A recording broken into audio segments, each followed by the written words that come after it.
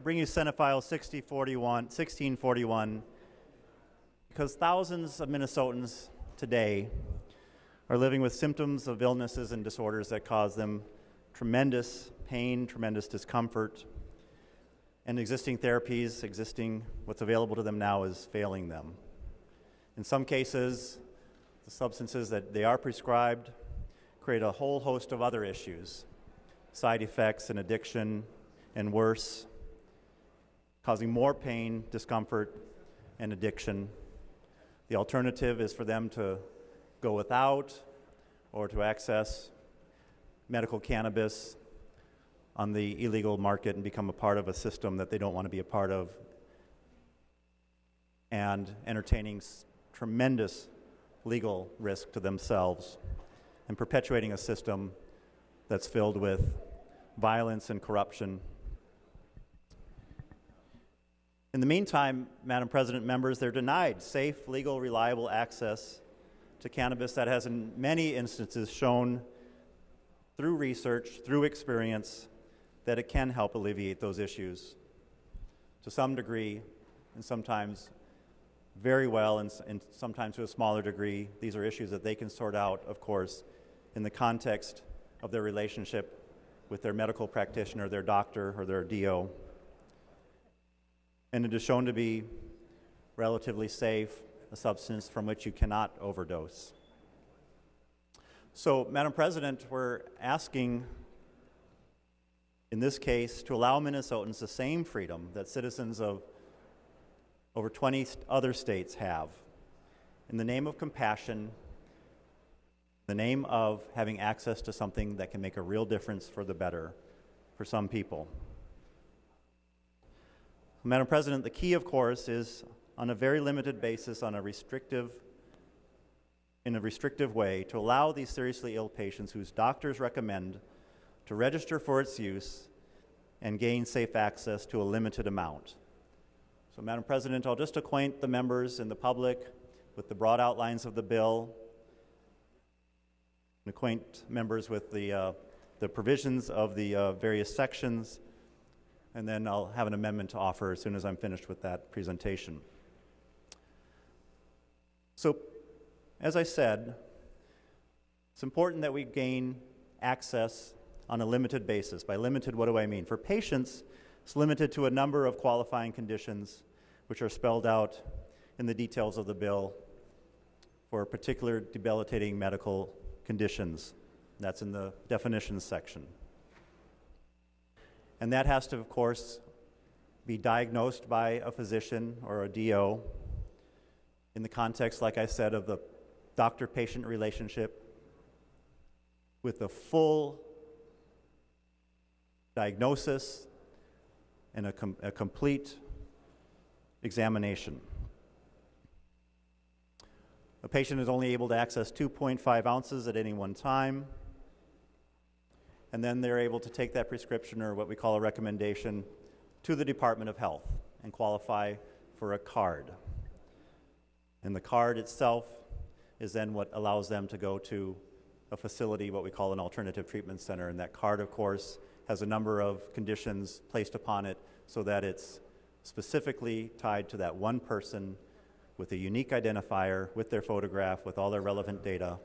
And they're only able to go to one facility, one alternative treatment center, for the purpose of obtaining cannabis for medical purposes. And patients who violate the rules that are set forth in the proposal are not only, of course, guilty of the existing crimes we have around the use of cannabis, the use of marijuana, but they also entertain risk and liability for additional penalties for breaking the rules of this proposal. So we really try to make it very, very clear this is restricted only for medical purposes under very, very tight conditions. The bill also, of course, provides a certain number of protections so folks can feel safe. They're within the bounds of the law, they're within the bounds of following the rules, and so a number of legal protections are in place so they can possess only 2.5 ounces at one time, and they have to, of course, continue to maintain that card in good standing. It needs to be renewed every year for a fee of $140, $26 for low-income folks. If a person's condition is such that they need some help with their daily activities, their daily life, or if they're a minor, they are able to use the services of a caregiver. A caregiver also undergoes a number of stringent qualifications. They also have to have a card that's issued by the Commissioner of Health with all the security features that go with the card, making sure that they're identifying the person for whom they're eligible to pick up medical cannabis from the one, what we call alternative treatment center. That's another word for dispensary. That person can never have been found guilty of violating our controlled substances laws, and they can only give help to 5 patients or less at any one time. Doctors themselves are held to a very high standard. As I mentioned earlier, this has to be done in the context of a full doctor-patient relationship and a full analysis, examination, and diagnosis. And there can be no affiliation between a doctor and an alternative treatment center. They can't refer to an alternative treatment center. They can't have a financial interest with an alternative treatment center. They cannot advertise in the materials of an alternative treatment center. Of course, they can't be housed in one. So we create quite a separation, so there's no collusion, no interests, none of the mistakes that we've seen in some other states.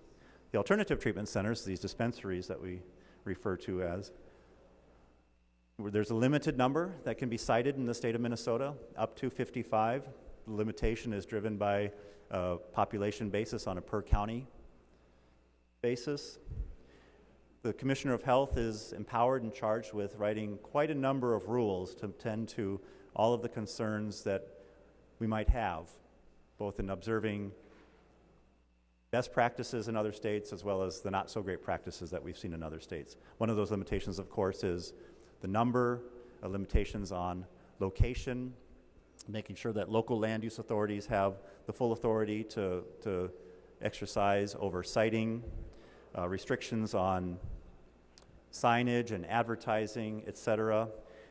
And the Commissioner of Health is also tasked with developing a scoring methodology so that the best proposals rise to the top, and those are the ones that receive the approval of the Commissioner to be placed in our communities and open for business. And a number of those factors that go into that numerical scoring system would include their business plan that provides for good access, that provides for the kind of locational considerations, security considerations, and there are many, many features around making sure that this facility is the most secure as it possibly can be, making sure that those who are going to be running the business are of good character and good standing, a thorough background check, making sure that they themselves have never been found guilty of any disqualifying felony offenses. They have strong systems in place for record keeping, inventory, and a very, very strong tracking system so that the plants that they grow and manufacture and make available for consumption are tracked very, very closely from the time of planting to the time of sale and consumption.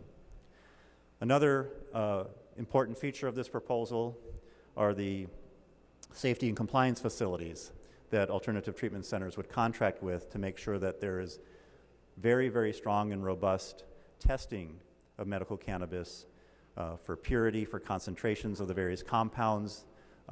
Those, of course, are quite varied from type to type that are needed by patients with differing conditions. Make sure that there's very, very good testing and very accurate labeling so people know exactly what they're getting. They also help advise on security and research and medical research. They can provide these services to alternative treatment centers, and they provide these services to consumers as well. This is a really important advance that's worth taking notice of in this bill because it goes a long ways towards addressing a number of concerns that folks have that emerge from states that haven't done so well. And it builds on the best practices of other states like Arizona and New Mexico. And then in terms of the overall administration of this program, some of the authorities and responsibilities that are vested with the Commissioner of Health working in conjunction with the Commissioner of Public Safety as well as the Commissioner of Human Services.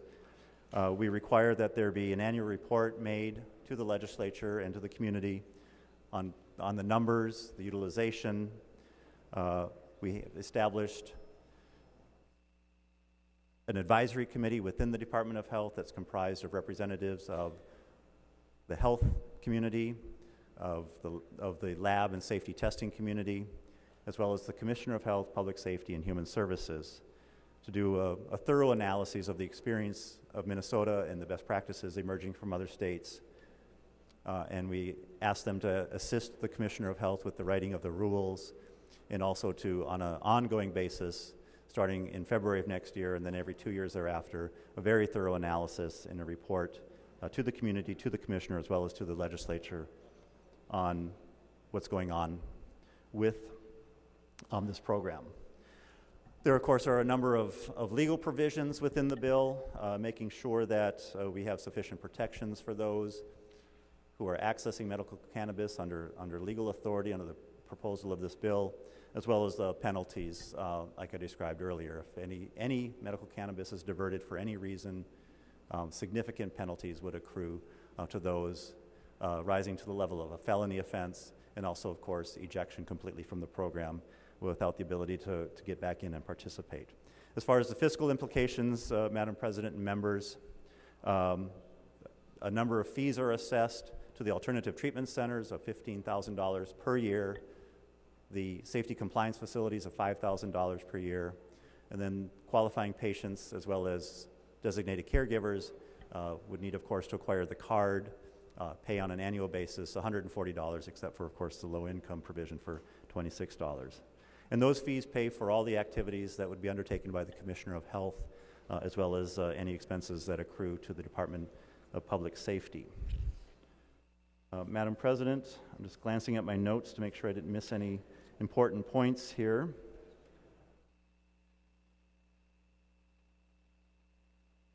Oh, of course, Madam President, members, in terms of what's allowable, there's some question about what forms would be allowable. Just to be clear, smoking a medical cannabis is not permitted under the provisions of this bill. Of course, other methods are allowed, topical application, ingesting in various forms, whether they be pill or oil or others, as well as vaporizing, which would be very similar to smoking, other than it doesn't allow the substance, whatever it is, to be heated up to the point of combustion, but it does allow the substance to be heated up to the point where, just shy of combustion, the compounds are released and you can inhale them and utilize the product in that form and fashion, an important way for some folks with some conditions to be able to use medical cannabis. On the subject of minors, minors would have access to medical cannabis, but only with the designation of 2 doctors who do the diagnosis, as well as the full medical examination and history. Of course, permission from a parent or guardian, and then the parent or guardian would act as the designated caregiver. Madam President, members, it also provides for some basic non-discrimination provisions, so folks who are, just because they're a user of medical cannabis, cannot inherently be discriminated against just for that reason, for purposes of accessing health care, including organ transplantation, for employment, unless that employment specifically would disallow that employer from accessing certain types of public contracts or the like, or if someone absolutely needs to test negative for cannabis, and then that restriction could be placed for that purpose. And I had one more other point I was going to make, but I'll think about it in just a minute. Madam President, I'd like to offer the A57 amendment. The Secretary will report the amendment. Senator Dibble moves to amend Senate File Number 1641 as follows, page 1, line 14, and this is the A57 amendment. Senator Dibble. Thank you, Madam President and members. The A57 doesn't represent any significant change. It's just a fix-up in the first few lines to some references that weren't caught through the amendment process in committee. And so the references are cleaned up in these first few pages. And then there's some technical language around the appropriation to make sure that these fees can be used for public safety purposes, and they're appropriated on an annual basis, et cetera. And then starting on line 16 of the amendment, Madam President, just simply makes more clear the intention of an amendment that was offered in committee yesterday, which simply asks that that we keep track of actual expenses as compared to projected expenses.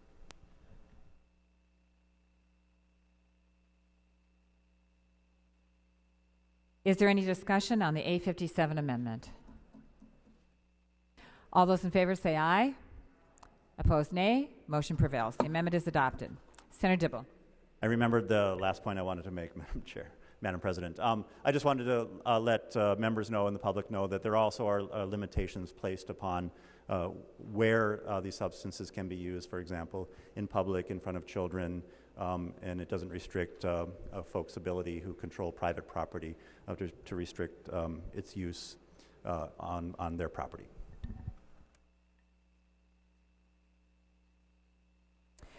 Is there any other discussion? Senator Ingebrigtsen. Thank you, Madam President and members. Madam President, members, I do have a rather lengthy discussion, I think, probably to look forward to here, and I'm going to start out by just taking everybody down the track record, if I could, with regards to Senate File 1641 that Senator Dibble's bringing forward today. As you know, those that have been around for a while, and I've been around for now going on my 8th year, this has been kind of on the back burner for a long time, legalizing medical marijuana in the state of Minnesota. And there have been people throughout the years that have tried this, and actually it was passed, I believe, and vetoed by Governor Pawlenty some years back, and it's now coming forward again. I have to wonder what's been sometimes the rationale of politics in this place that we serve here when we talk about different bills, and especially coming into a bonding session now where we're expected to take care of the needs of the state of Minnesota, whether it be roads, bridges, and of course number one issue is potholes.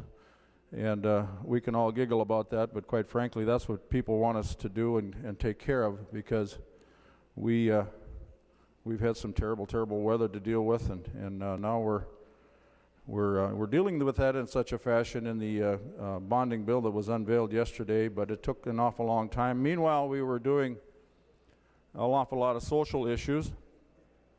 Social issues, of course, is kind of a buzzword around here. Do we really need to do some of these things, and do we need to spend a lot of our very valuable time down here talking about things? But we were able to, with the DFL leadership, come up with a controversial bully bill, a very controversial minimum wage bill that I think would probably have been a bit bipartisan in fashion. However, that was pushed through in the fashion that the DFL liked.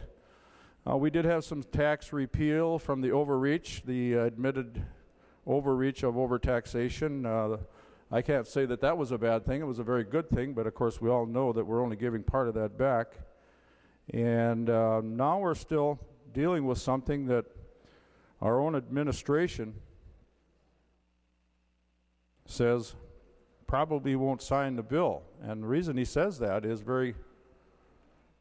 somewhat controversial. Governor Dayton has come out and said he would not support medical marijuana just within the last couple days, actually, saying that the medical marijuana at that time, in defense of the author at that time, it was smoked marijuana. And we all know, in fact, I have the article here from MNN News, that Governor Dayton's still very concerned about it, because we all know that this is a push to recreational marijuana in the state of Minnesota.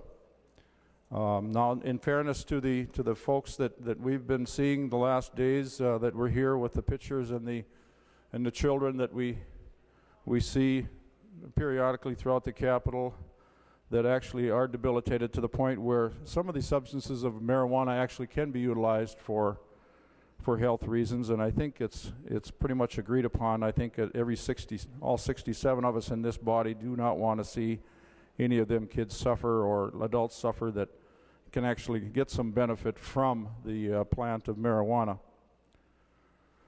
But Governor Dayton was holding strong with law enforcement at that time, and Governor Dayton was saying he was not going to pass it, so the leadership wisely, I think, said, no, we're not going to bring this forward because it's just simply not going to be signed by the governor.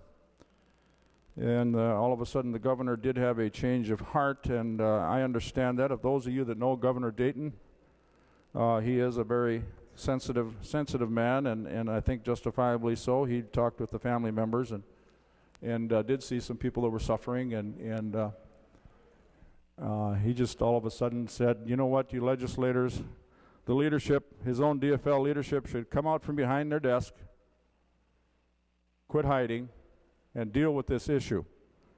Wasn't the next day, I believe, under the leadership of the DFL, Senator Dibble started this bill moving forward, 1641. So I'm not quite sure how to answer the public when it comes to politics in the state of Minnesota.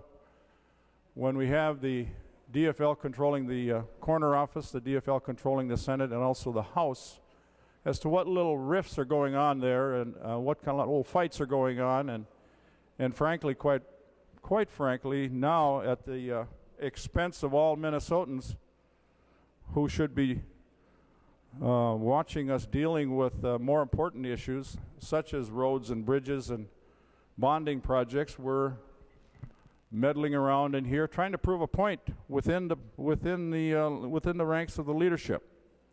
I don't think Minnesotans appreciate that a whole lot, but nevertheless, here we are dealing with another social issue that incidentally some two years ago the other party had pointed the finger at the Republicans, saying, boy, we're doing social issues, shame on us, and the public apparently was aware of that, and they should be aware of this as well. Again, I go back to the quality of the suffering, the folks that are suffering.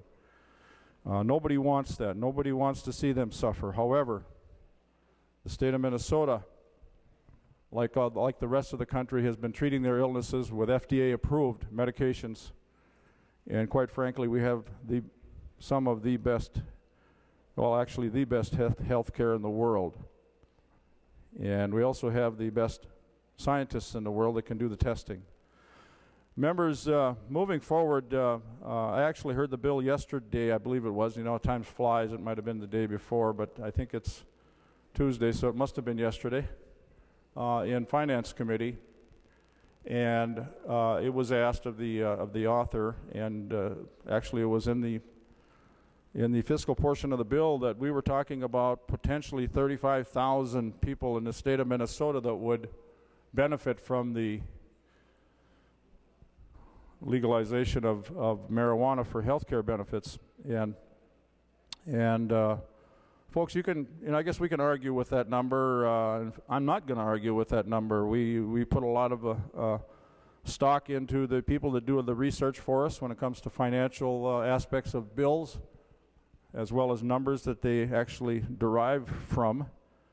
And it should be just noted that we are dealing with 0.007%, even at 35,000 people, 0.007% of the state's population that needs or could benefit from this. And not all 35,000 probably, if they were to try the ingredient, try medical marijuana, you could make a case that not all of them are going to be using it.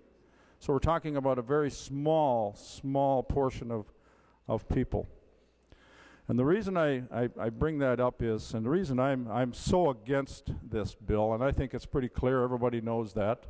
In my background, I've seen the devastation of this drug when used and abused, and there's no question, and I'm going to be doing some handouts here, no question about the fact that those states, some of the states, at least Colorado and Washington in the recent history that passed medical marijuana, also went on to recreational marijuana.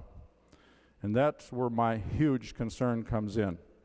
I think we're going to be sending potentially the wrong message to our children, and that's why I'm going to now refer to this 7 myths of marijuana that I just handed out. Now this is a document, Madam President and members, that I sent out to all 67 senators. Myself and Julie Rosen, Senator Rosen, sent out a letter after that, reminding people of the potentiality of the problems that we could have. And I'll just kind of touch on some of the highlights of the 7 myths. And I think this is an accurate document. Some time ago, this PhD came from Washington, D.C., where he had served with the Clinton administration, the Bush administration, and now the Obama administration on drug enforcement and drug policy.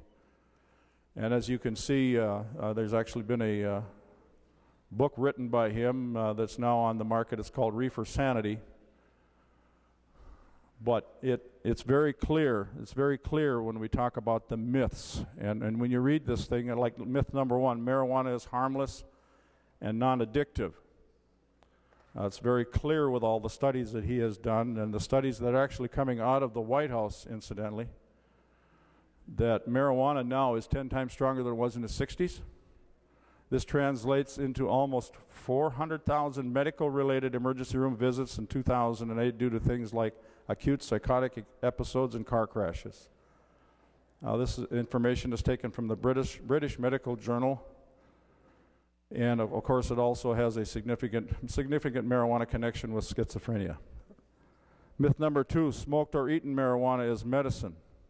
And I think these myths are very important, because we all look for some reason to look beyond the facts, and this really does deal very straightforward with that. We don't, when we talk about smoking, while the marijuana plant has known medical value, that does not mean smoked or ingested raw marijuana is medicine, just as patients don't smoke opium or inject heroin for morphines and medical benefits. They should not smoke marijuana for such reasons. Now again, these are the guys, these are the experts, these are the ones that have been around this in a long time, done a lot of studies, and talk about the use of adolescents, casual use of adolescents in our country, or at least in the New Zealand study that went on. And there's no reason why ours shouldn't be any different. You're going to see a reduction, potentially a reduction in the IQ numbers from 8 to 10. And do you think that's going to help America's ability to learn and compete in the global marketplace? I don't think so. Myth number 3, and I've got some notations there. Countless people are behind bars because of marijuana. My goodness, we are filling up the jails with marijuana abusers. That's not true. That's not true at all if you look at the numbers. Those that are actually spending any time in jail are those that may have been on probation, where they are no longer allowed to drink or smoke illegal substance. They may have been a violation of an order, of a court order, a probation order. You know, it says very clearly, at the same time, society shouldn't saddle low-level marijuana users with criminal records. I mean, it's very objective. This myth article that you have in your hands is very objective. They're saying we shouldn't throw people in jail for having small amounts of marijuana. That's probably not the right way to go. Our drug policy in this country really needs a lot of work. But legalizing marijuana in order to solve that problem is not the answer. And again, I'm saying this because I think, quite frankly, we're taking baby steps towards legalizing recreational marijuana in the state. The fourth one, and this is rather interesting, the legality of alcohol and tobacco strengthened the case for legalizing marijuana. Folks, alcohol, and nobody's going to dispute this, alcohol and tobacco products kill more, are involved in more deaths in the United States than any illegal drug. I don't think anybody's going to argue that fact either, whether it's cirrhosis of the liver or cancer, the lung cancer, or the devastation that comes with alcoholism. I don't think anybody's going to argue with that. And also, I'm going to stand up here and tell you that we're not going to be able to prohibit alcohol and tobacco because it is so socially accepted in this country. So socially accepted. The article goes on to say those two killers are here in this country right now, why in the world would anybody vote to provide a third killer? Think of that. Government problems are going to be solved with the revenues from the sale of marijuana.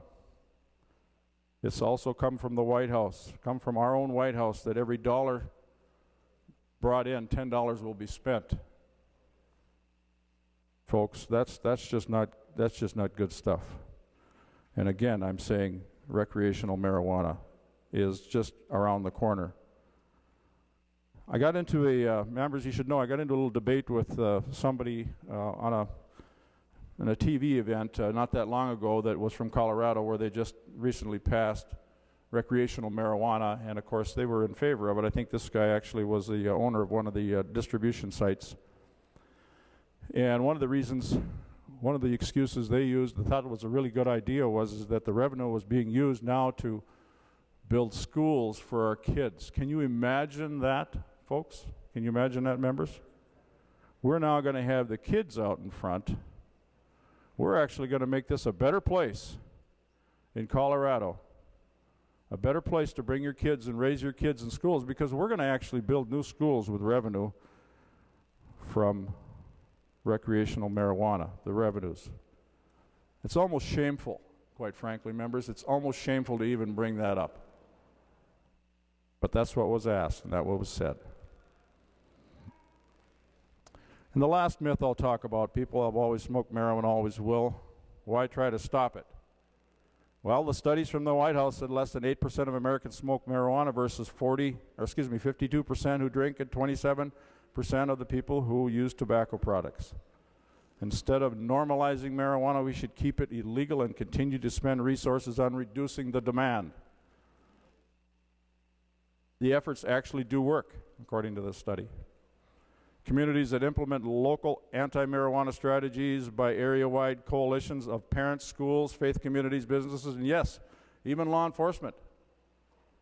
Even law enforcement in the DARE program that talk about drugs, illegal drugs, and violence in schools have actually worked. Now, there are those naysayers out there, and that's firsthand from me, the naysayers out there that say that doesn't work, the drug program doesn't work, the DARE program. Well, you get a uniformed officer that comes 8 or I don't remember exactly how many weeks, it's been shortened up now, but I think it was at one time 16 weeks, where you have a uniformed officer that actually go into the schools, and they would talk about the evils of these particular drugs in our communities and gang violence. Who could actually on the floor, stand up on the floor here today and tell me or tell Minnesotans that having a uniformed officer in front of our 5th and 6th graders is a bad thing? Talking about anything for that matter. They will now become a friend with somebody in uniform, and they will be able to go to somebody in uniform and utilize them in a proper fashion as a friend. And there's a reason why they stand up there and say drugs are bad for kids, because they actually see firsthand. They walk into those houses firsthand that have been abusing marijuana or other illegal drugs. I might start out with a question, if Madam President, if Senator Dibble would yield for a question. Senator Dibble, do you yield? He will yield. Senator Ingebrigtsen. Thank you, Madam President. And Senator, during the travels of this bill this year in the Senate, I was able to actually follow it a little bit, because it is very near and dear to me. That's very obvious. You had not only the top administrator in our state against this, but he also had 3 of his commissioners come in and testify against the medical marijuana bill that's before us. The Department of Public Safety, the Department of Health, and Department of Health and Human Services. Can you tell me whether that's changed since that testimony, and I believe it was the Health and Human Services Committee? Senator Dibble. Thank you, Madam President. Senator Ingebrigtsen, I've had no additional conversations with any of the respective commissioners since their testimony. I will take this opportunity, though, to characterize their testimony as speaking largely to, of course, some of the issues and complications with respect to using cannabis for medical purposes. Those are well-founded, and I share those concerns, of course, and those are concerns that are worked out between doctors and patients on a number of substances that are prescribed to treat symptoms and to treat illness and conditions of all kinds. So, of course, that's why we make sure that there are strong provisions in the bill for there to be a doctor-patient relationship, a full history of diagnosis and medical history, and the like. A number of the other concerns that they articulated are similar to the lengthy number of concerns that you articulated that don't relate to any of the provisions in this bill, which have to do with using marijuana outside of medical context. Senator Ingebrigtsen. Thank you, Madam President. Thank you, Senator, for that. So basically what you have said, and I appreciate I certainly appreciate the answer, but quite frankly, the answer still remains three of the commissioners that actually pertain and would have something to do with enforcing this bill in the state of Minnesota, or its health benefits, or I guess I would say hazards that could come of this, are not in favor of it. And Department of Public Safety, of course, being one area that is certainly of concern. Department of Health and Department of Health and Human Services members, when these commissioners come forward, these commissioners are in a position for a particular reason. They're in, obviously, the Health and Human Services folks care about health. They care about health of of all of Minnesotans, and they have, I believe, testified that this bill in its form right now is not ready, and the testing that's gone on is just not quite ready. Madam President and members, I'm also now handing out the just to show you the timeline, if I may indulge you, the medical versus recreational in the two states that I talked about before, and that's Colorado and Washington State. If you see in 1998, Washington State legalizes medical marijuana. By 2012, Washington State now, of course, legalizes recreational use of marijuana. Colorado, the timeline is right below that, in year 2000, and for medical purposes, and for recreational use, 2012. I put Minnesota there in 2014. Should this pass, should the governor decide to sign this bill, one has to wonder how long it's going to be. I guess your guess is as good as mine when we go down the path that Colorado and Washington State. And I want to qualify why I keep hitting on that as where it might, this may be leading us to, is that frankly, when we do something like this, we should be looking at other states, not just other states that went out and legalized marijuana like California did. Folks, we all want to model ourselves after California. I'm not quite sure why that is. I'm not quite sure why we do that, but the amount of problems and troubles that they've had out there, it shouldn't be something that we want to model ourselves here in the Midwest, frankly. But there are going to be some real serious situations, problems going on, and the other one that was real troubling to me, Madam President and members, is the article I'm also handing out just recently, within the last week and a half, in Colorado. And this is why I'm really saying we should move cautiously with any of this.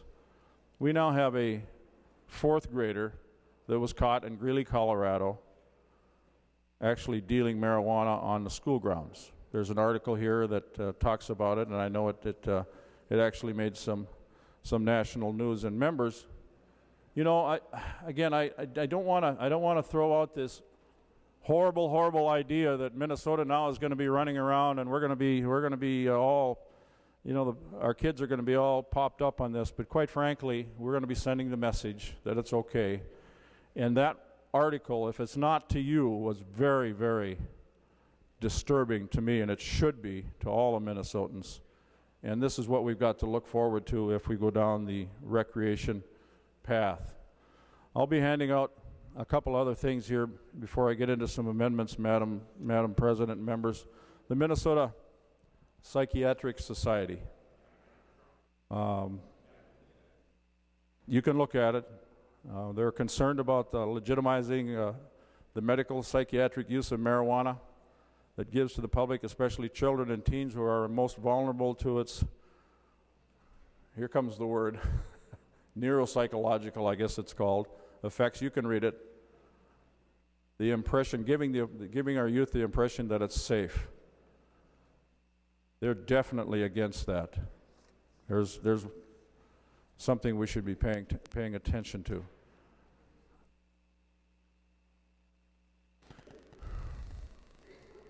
Madam President and members, I also have here, as soon as we have the ability to pass it out, a 2-page document that was in the Star Tribune, and this is, Senator Dibble recognizes this. I think we actually talked about it in the committee yesterday. And what that talks about, and you will be getting it here shortly as soon as they're catching up. I guess I should have been passing these out a little bit quicker here. But I'm trying to get everybody to pay attention to this as I talk about it. It seems to be better than just throwing a pile on the desk and then everybody weeding through it. But the Star and Tribune reports that the group of physicians in Minnesota that belong to the medical association say that 2/3 of the 35 physicians attending the medical marijuana forum this week in Eagan, Minnesota, opposed the bill. And that was the bill in its first form. The forum's moderator and MMA board chairman, Dr. Dave Thorson, says many physicians felt more research is needed on the topic. You're going to hear that an awful lot. More research is needed on the topic. One would say that the FDA is and actually I have information from that same doctor that I got the information from with regards to the 7 myths. And members, the FDA, according to him, and again now he's worked for 3 different presidents, and you're going to see, at least you would. It was quite interesting to me that he worked for 3 different presidents from 2 different parties. Politics really should not be playing any role, and I agree, should not be playing any role in these very dangerous substances that are going on here, that are being passed and moving through our legislative systems nationwide. And quite frankly, pretty soon Minnesota is going to be involved in that as well. I also have that I'm going to be passing out another document as soon as I get some help. I'll just go through them and you can see them. This is from the Freshwater Education District 6004.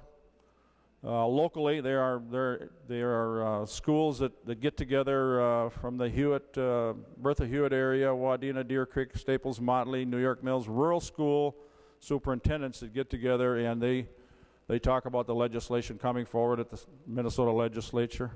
Halfway down the page, you will see medical marijuana. If the FDA recognizes, they state, and if the FDA recognizes medical value, we support distribution from licensed pharmaceuticals only, and only the chemical portion of marijuana plant of medicinal value.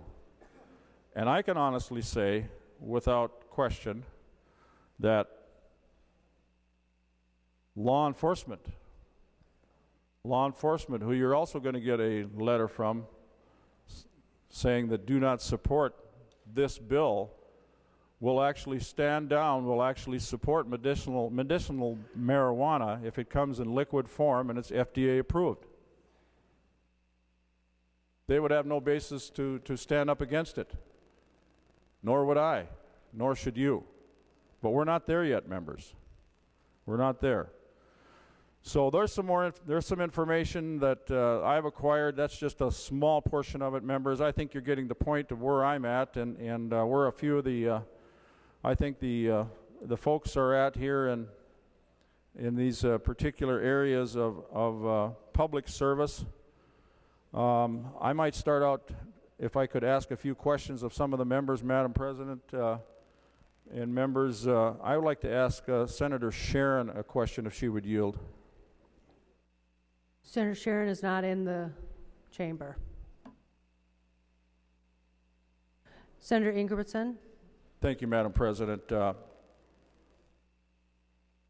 Madam President, I would like to ask Senator Saxhog a question if he would yield.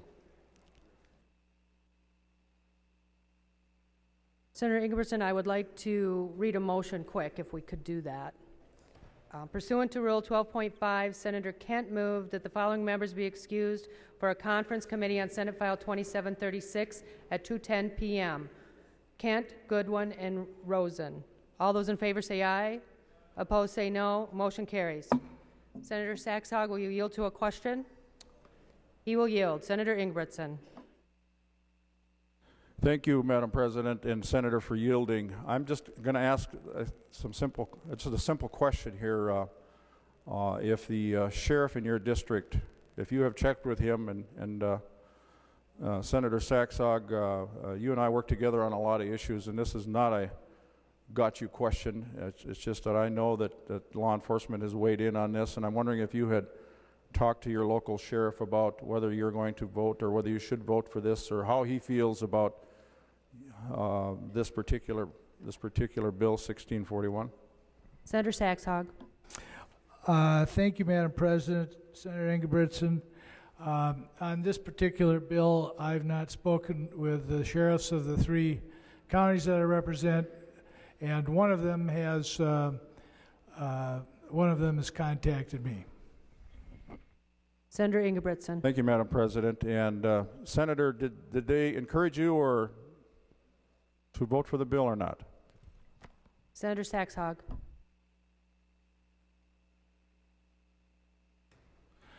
Madam President, Senator Ingebrigtsen, they gave me information and told me to move forward cautiously.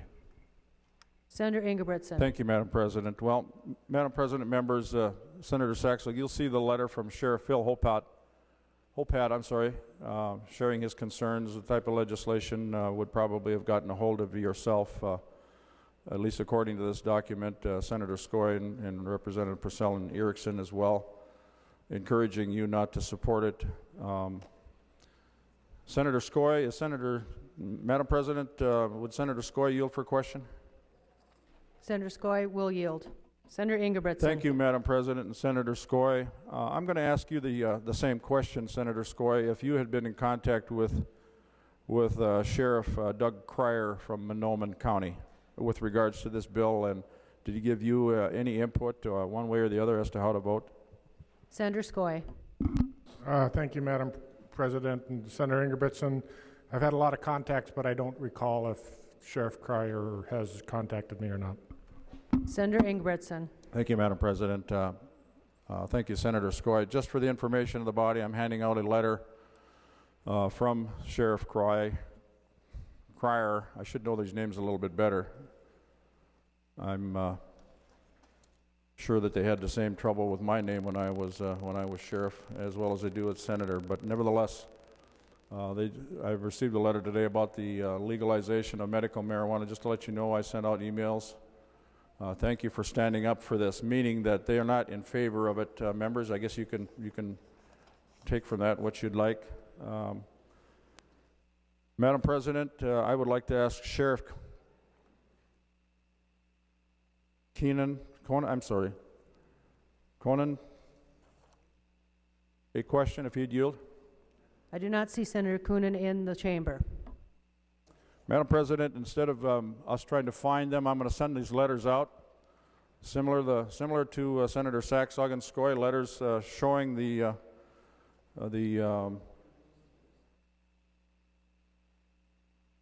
sheriff in their particular area that does not support this. And Madam President, I would ask if Senator Eakin would yield for a question. Senator Eakin is not in the chamber. Madam President and members,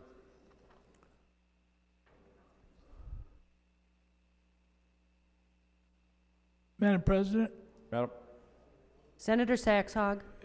Senator Ingebrigtsen, if I might, because you asked me about Sheriff Hodap from Beltrami County, and I responded that one of those sheriffs, which was Senator Hodap, has contacted me within the last 48 hours with a cautious letter. But this letter that you have passed out is February 19th.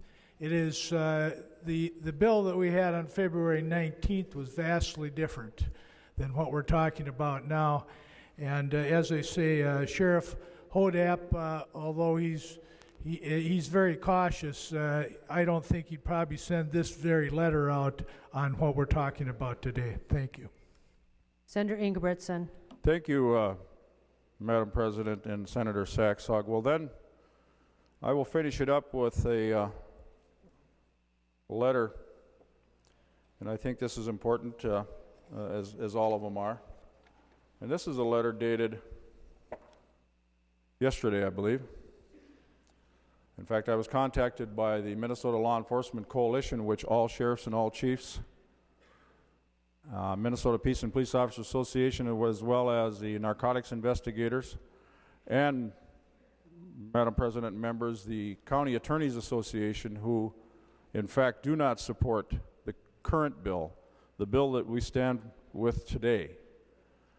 So in fact, yes, Senator Saxog, you are accurate in saying that letter is in February. However, the organization that represents all 87 sheriffs, all 350 chiefs of police, and 87 prosecutors, at least the county level.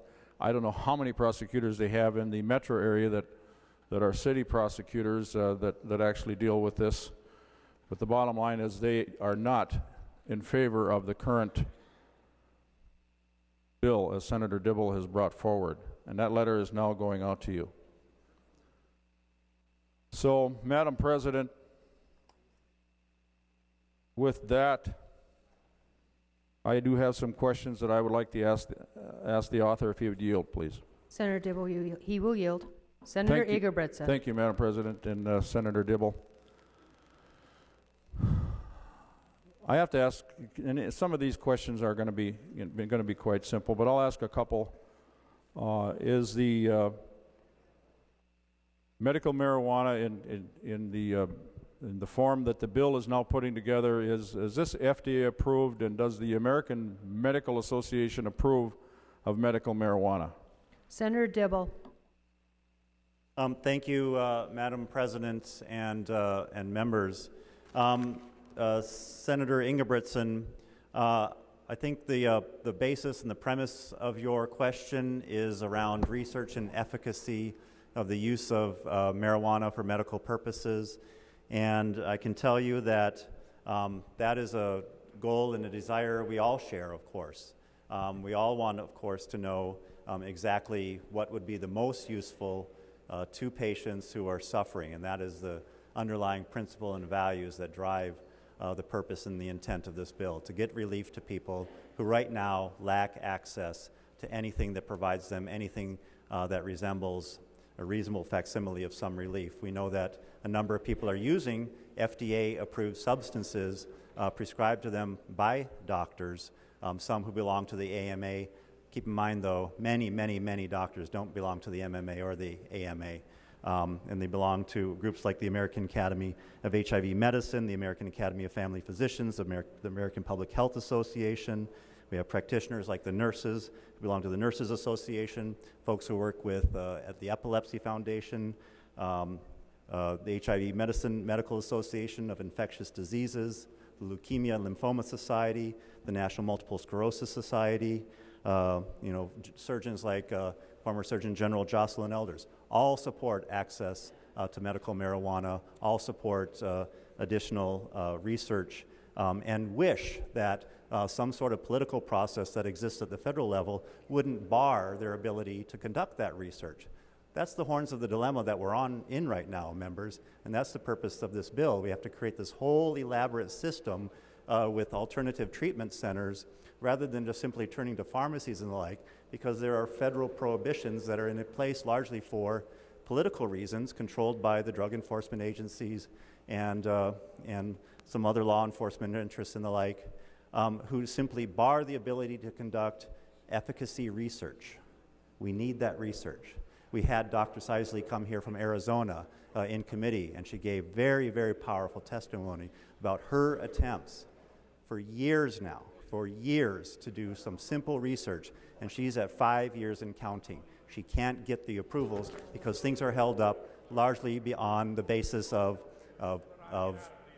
politics and on the basis of belief and bureaucracy and who knows what, which is barring the ability for the FDA to move forward, for research to move forward with primary research to figure out, to really drill down. That being said, though, there is quite a bit of research in hand and quite a bit of guidance, and folks can work with their doctors to figure out the best avenue to pursue the types of medical cannabis that is best for them, in what form, in what fashion, in what dosing, et cetera, et cetera.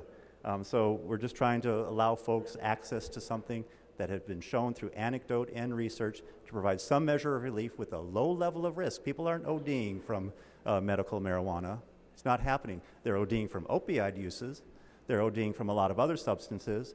They're seeing deterioration of their organs. They're seeing going to great expense, getting relatively little relief, or they have nothing available to them at all. No relief from these seizures that these little kids are experiencing, or unless they can go to Colorado. So that's the state of affairs, Senator Ingebrigtsen, this constant refrain that we need FDA approval and we need law enforcement approval. That's simply saying to patients who are suffering, you're just going to wait forever. That's what that says. Senator Ingebrigtsen. Thank you, Madam President. So, Madam President and members, what I just heard from Senator Dibble was that he knows better than the Commissioner of Health. He knows better than the Commissioner of Health and Human Services. He knows better than the federal officials that actually work with both Republican and Democrat White House administrations. And to show that he knows that, he's going to, without FDA approval, go ahead in the state of Minnesota and legalize a potentially very dangerous substance. Folks, I'm very troubled by that answer. Would the Senator Dibble yield for a couple more questions, please? You yield. Senator Ingebrigtsen. Thank you, Madam President. And Senator Dibble, I promise, and in the body, this is the last sheriff question I will ask, and I'm sorry I didn't ask you, Senator Dibble, and I'll ask you this as a two-part question. Did you talk to your sheriff, which I believe is Sheriff Stanek, about this bill?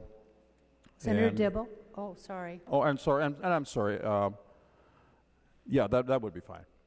Senator Dibble. Madam President, Senator Ingebrigtsen, thank you for the question because it allows me the opportunity to talk about my interactions with the law enforcement community. And I want to say that I appreciate some of the contributions that the law enforcement community has made and the concerns that they've articulated. I think the bill in its original form and introduction went a long ways towards addressing the kinds of security concerns that we all share so that we don't, as you characterized earlier, replicate the model of California. Quite the opposite, in fact, and we're replicating the best practices from places like I articulated earlier, Arizona and New Mexico, where we see a very, very successful ability to allow, on a very restricted and limited basis, access to medical cannabis without any diversion into the larger population. Members, you'll see at your place a handout that came out before we started this debate about the rates of increased use among teenagers in states that have medical cannabis laws. And we know now from the research, it's definitive, the word is in, there is no increase, and in fact there's some decrease because we're not sending them a message that using medical cannabis for recreational purposes is all right. This is medicine, like other things are medicine, like opioids and that sort of thing.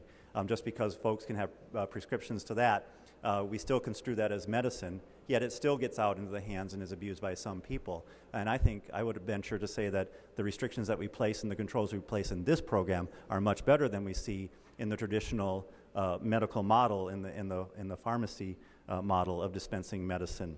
So we've also, beyond the introduction of the bill, we've tightened and increased penalties for diversion. This was in response to information that came from the sheriffs and others, and concerns that were articulated in Judiciary Committee and other places. Tightened up the cards, the use of the cards, making sure that we have even more stringent ability to control who gets the cards and what happens when they're lost or stolen. Increase the penalties if the cards are given to someone to access medical marijuana for non-medical purposes. Increasing the considerations for the security of the facilities, these alternative treatment centers, as well as the safety compliance facilities. Making sure that police and law enforcement authorities have full and fair and unfettered ability to conduct investigations in the form and manner in which they see fit. We eliminated the ability for folks to visit Minnesota and have access to medical marijuana, whether they're bringing it from their own state or trying to access it here for their purposes. The ability for folks to access medical marijuana before they get their cards. So they're going to have to wait until those cards are issued. So we eliminated those affirmative defense provisions. And of course, we eliminated marijuana, cannabis in smokable form. So I haven't had a direct conversation with Sheriff Stanek, but certainly the law enforcement community has been well represented in this conversation, and this bill is highly responsive to all of their concerns that are based in with Foundation. Senator Ingebrigtsen. Thank you, Madam President. And members, I guess I'd have to wonder why then they would send out a letter not supporting it if this bill has now been worked into such a good fashion that the senator says that the law enforcement now and Sheriff Stanek himself is involved, or excuse me, not involved, but is in favor of when in fact they have not. Senator, would Senator yield for a couple more questions, please? He will yield. Senator Ingebrigtsen. Thank you, Madam President. To the point, Senator, with regards to the testing of marijuana in the state of Minnesota, can you tell myself and the body what means of quantitative testing that you have done or that you know of that has gone on in the state of Minnesota? And I think it's fair to say you will probably agree with me that marijuana has evolved over the years from a lower THC content, for instance, to some say 17 to even 34% stronger now today than it was in the 60s and 70s. Is there a way that this medical substance will be somehow for a doctor to be able to say, I want to prescribe medical marijuana, however, this is the quantitative measure, this is the quantitative number of cannabis that I prescribe for this particular illness, as they do what the FDA does with 10 milligrams versus 50 milligrams versus different types of drugs. Is there any way that you can tell me that this substance has has been tested for the quantitative values at all here that's moving forward in this bill? Senator Dibble. Thank you, Madam President. Senator Ingebrigtsen, it's an excellent question. I'll draw your attention to line 3.21, subdivision 16 of the bill, which talks about safety compliance facilities that are tasked with exactly as you describe, laboratory sampling and testing for potency and contaminants, public information, training services regarding scientific and medical research findings related to cannabis. Additionally, Madam President, they're working with the alternative treatment centers on the safe and efficient packaging, labeling, and distribution. And then in the rules section, Madam President, the Commissioner of Health is tasked with making sure that there is accurate labeling, safe packaging, and that sort of thing. Just to simply throw out somehow that cannabis is stronger than it used to be it doesn't have any relationship to what we're discussing in the bill here. There are all kinds of different cannabis plants that have different balances of different compounds that have different interactions with the various ailments and symptoms and conditions that people are seeking using this substance for.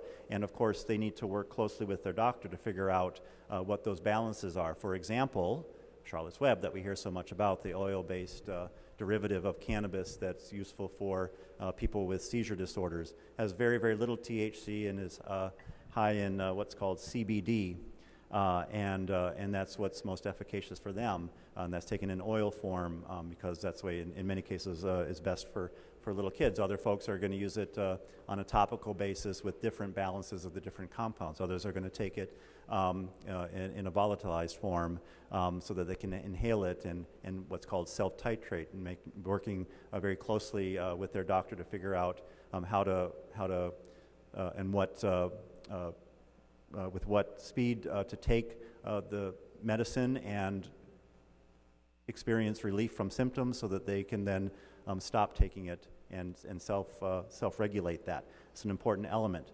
So the question is a good one. I think the response is that we have all kinds of different genus of the species or species of the genus, and there absolutely needs to be an analysis of what's contained in what concentrations, and it needs to be accurately labeled so that doctors can work with their patients so that you or I can't substitute our judgment.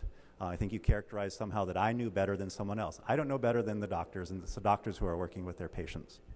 Senator Ingebrigtsen. So, Madam President and Senator, then, is there going to be, then, I guess, you know, either a simple yes or no would probably take care of this, because we seem to be talking on and on and on, and really not answering the question. Is there going to be a quantitative menu?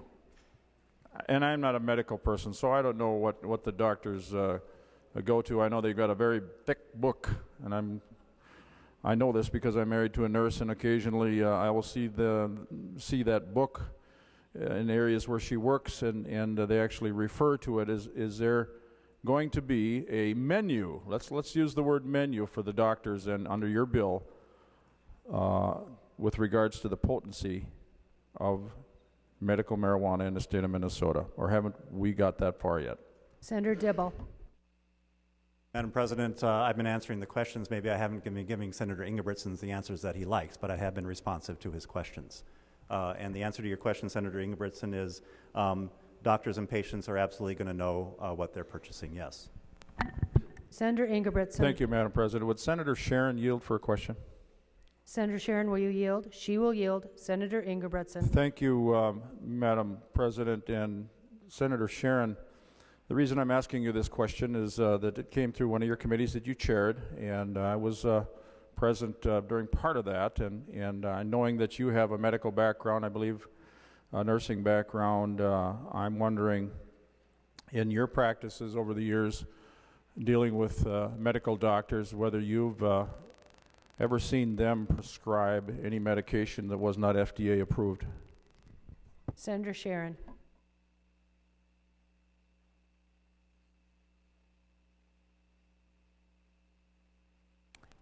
No. Senator Ingebrigtsen. Thank you, Madam President, and thank you, Senator Sharon, for that very short and concise answer. I find it rather interesting that we're just moving ahead here without FDA approval, and quite frankly, allowing such movement of this bill moving forward by those of us in this body I'm not going to sit here and say that we don't care about the health of people in the state of Minnesota. Please understand that.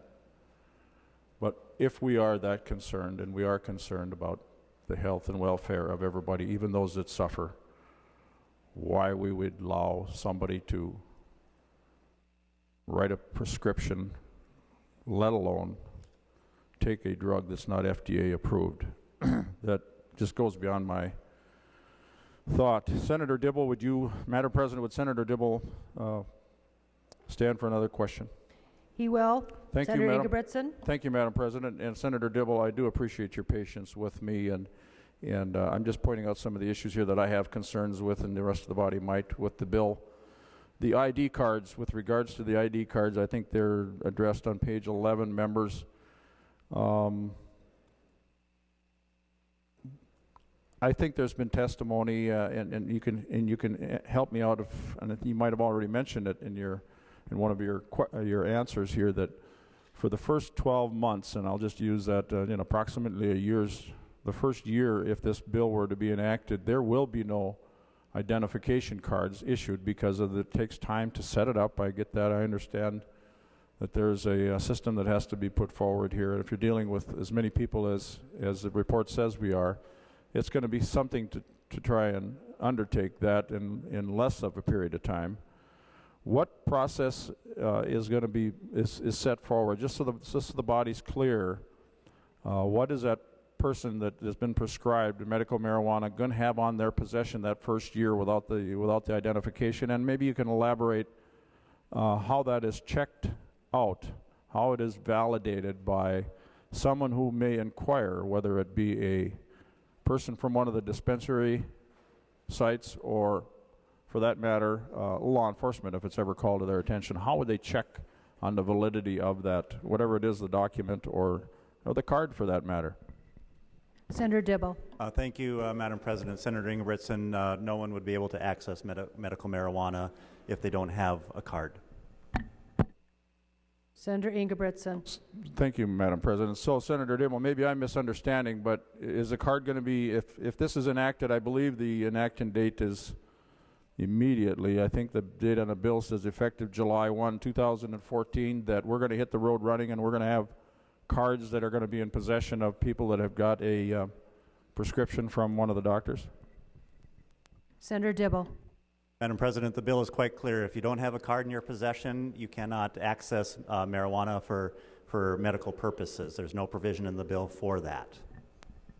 Senator Ingebrigtsen. Thank you, Madam President. So, okay, Madam President, I'm not sure where I heard that, but I understood that there was going to be a time frame before that was going to be actually set up. So, with that, would Senator Dibble yield for one more question? One more question, Senator Dibble. Yes, he will. Senator Ingebrigtsen. Are you limiting me to one more question? I'm trying to make it just one more question. We're getting close. Senator Ingebrigtsen. Thank you, Senator, for your indulgence. Senator, let me give you a hypothetical. We have a medical situation where somebody is prescribed medical marijuana and they consume that, however they consume it, during the early or late morning hours, and all of a sudden the person, and I'm going to talk specifically about a school bus driver or an ambulance driver that may take the medication that's under this bill in the morning in its form now in Minnesota. If that driver of the school bus or an ambulance were to be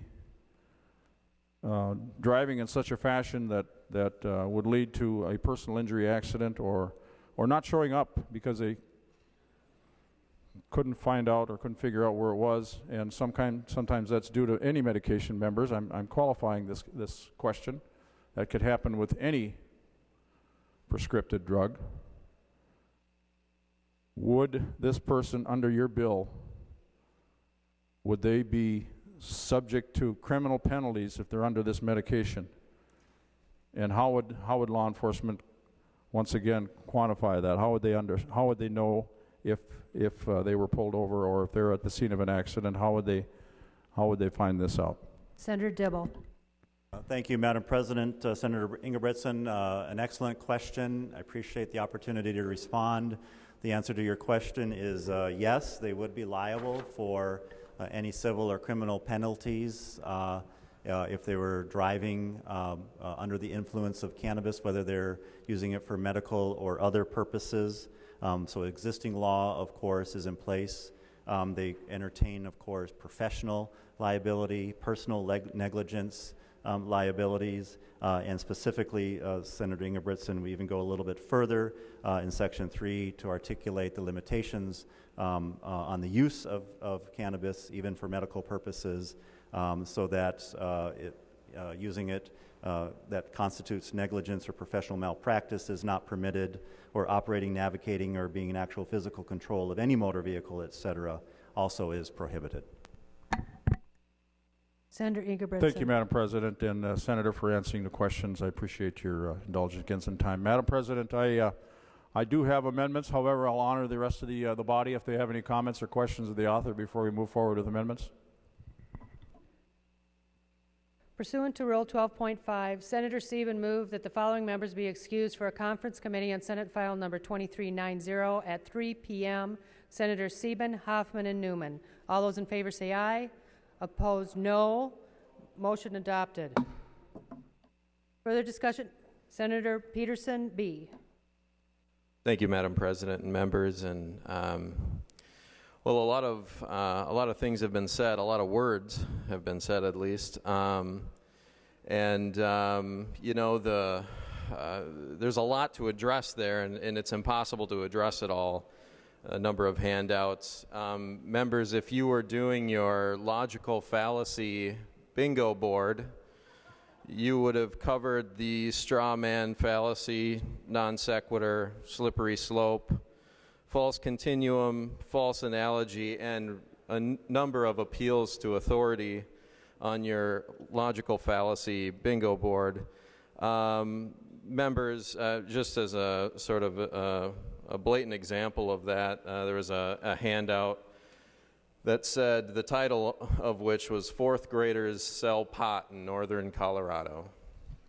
Well, of course, who's for that? And of course, no members are. And I would caution members in making an argument about a very serious issue not to insult the intelligence of the members of the Senate with such drivel as this article is.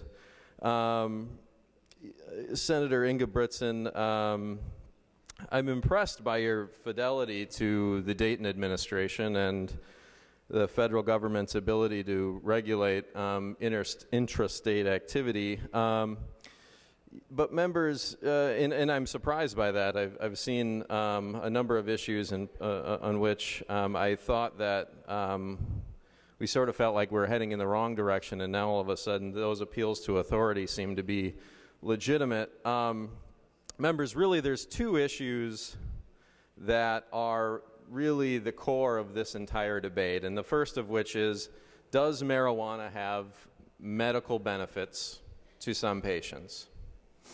We know that it does, whether it's the senior citizen in hospice care that has cancer or the young child who has uncontrollable epilepsy. This does have significant medical benefits, and nobody disputes that. And the second question is, and particularly for those members who since 2010 in the conversation around the Affordable Care Act have been arguing that health care decisions ought to be made between patients and doctors. We've been talking about that in particular on the conservative side of the aisle for 4 or 5 years now, that who are we as bureaucrats and as legislators to rule on high from our ivory tower and decide that which is in the best interest of patients when we're not qualified to make those decisions, either by way of our personal vested interest or by way of our medical certification. Do you believe that health care decisions are best made between doctors and patients? That is the fundamental question. Members, we know doctors prescribe highly toxic, highly addictive substances today. 60% of overdose deaths in this nation are a result of legal prescription drugs. 60%. Nobody's died of marijuana overdose, and only loose connections to sort of some unfortunate accidents can be made between any of them, and that is the case with all controlled substances. Members, do you believe that health care decisions are best made between doctors, the people who are supremely qualified to make the decision, and patients who are supremely qualified by way of their own interest to make decisions that which are in their own interest? That is the only question that matters. You either believe that or you don't believe it. I believe it. And members, the false sort of choice has been presented that you either trust the healthcare, you know more than the healthcare commissioner, or you know more than law enforcement, or you know more than this person or that person. I would suggest that this bill does neither of those things. This bill says that we don't know whether it's in the best interest of a patient, but what we do know is that we don't know. We don't know in St. Paul or at the Department of Health that the person who within our society in every instance that we've decided is the person to act in the best interest of their patients is the medical doctor, not a legislator in St. Paul, not a commissioner, or any other person. So fundamentally, members, the question is just that. Do you believe that health decisions are best made between doctors and patients? If you believe that, you ought to vote green on the bill. Senator Limmer. Thank you, Madam President. Before I make any more comments, I wish to impose a call of the Senate for the duration of this bill. Senate's under call.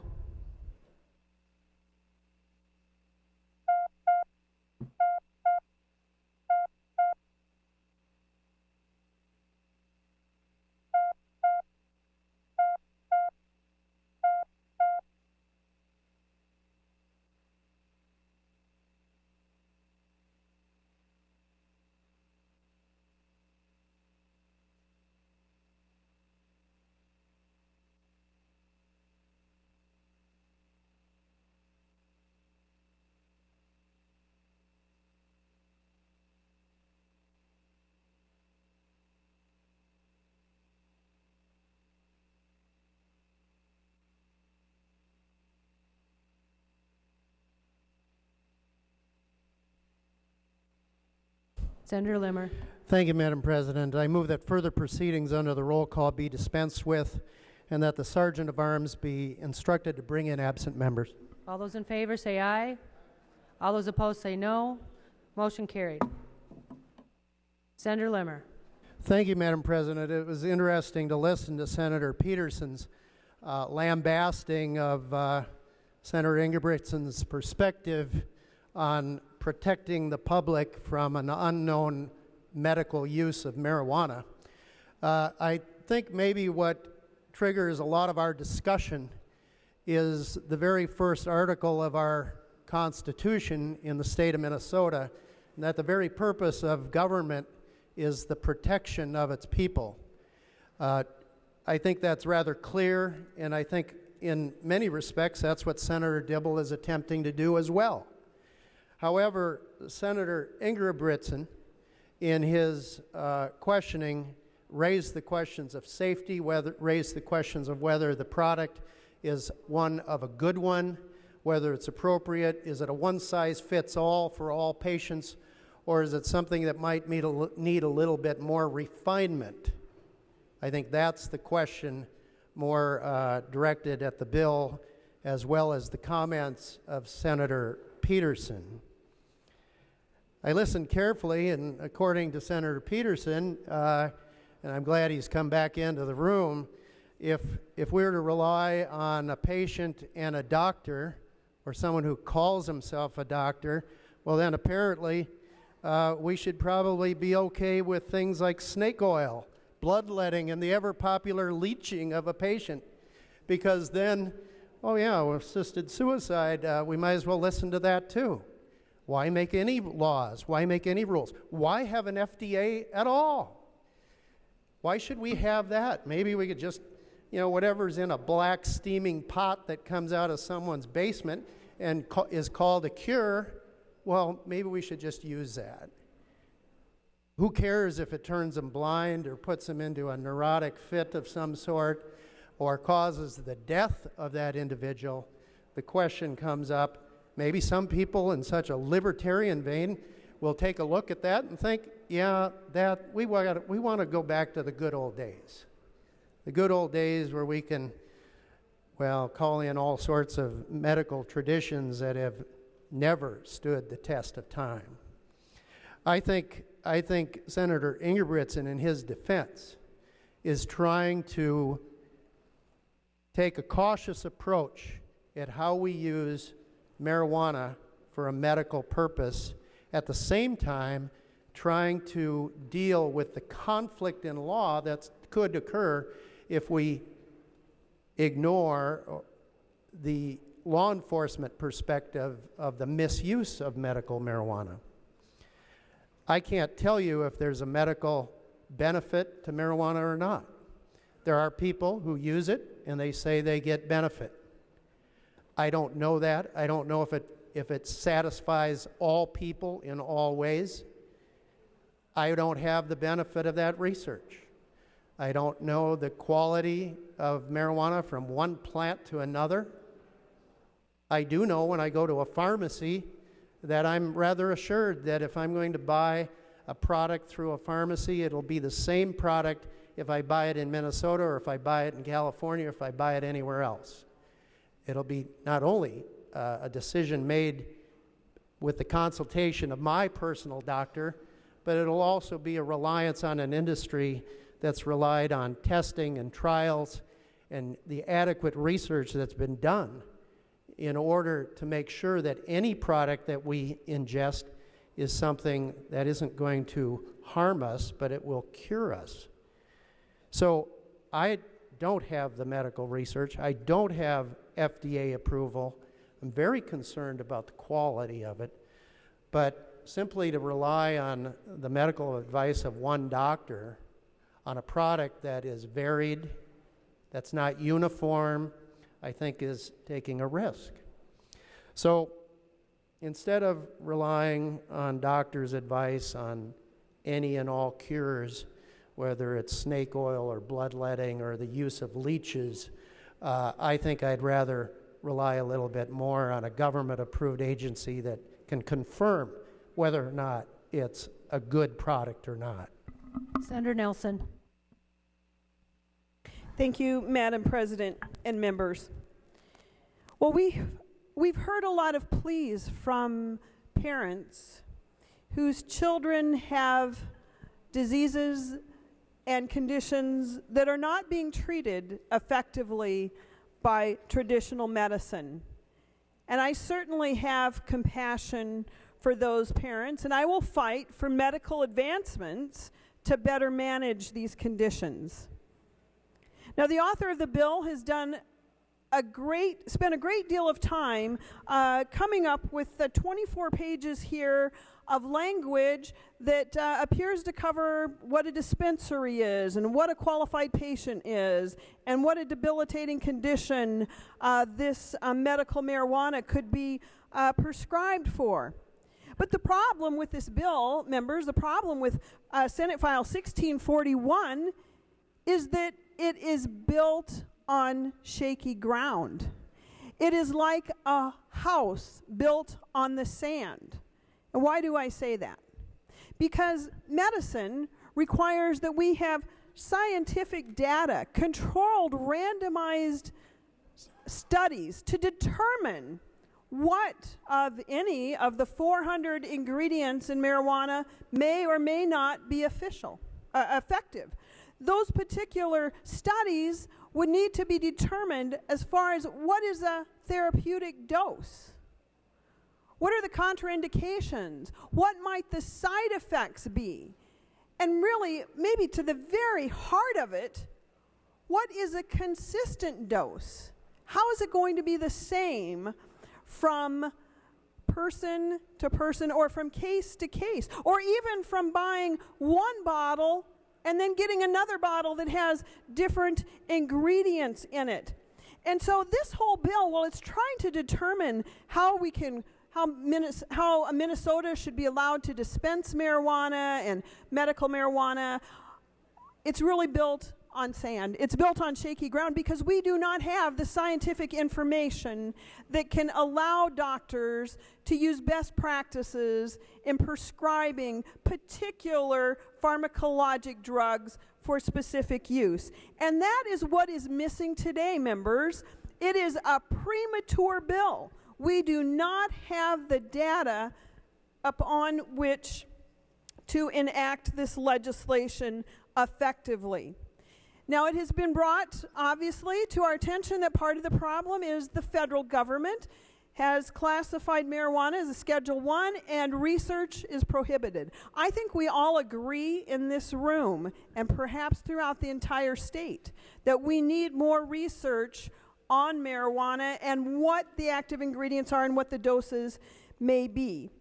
But just to address a document that the author of the bill handed out in the Health and Human Services Committee, I want to make sure that people are not misunderstanding the document about drugs and supplements, and it is from the Natural Standard Patient Monograph, copyright 2014. I will say it was printed off of a Mayo Clinic website, so don't be confused as you look at that. But this was a third-party study, and the author of the bill used it to kind of indicate that there were agreed-upon dosages and amounts for particular conditions. But members, if you were to read this, you would note that it particularly says, and I will quote here, because it's considered here with the herbs and supplements, many herbs and supplements have not been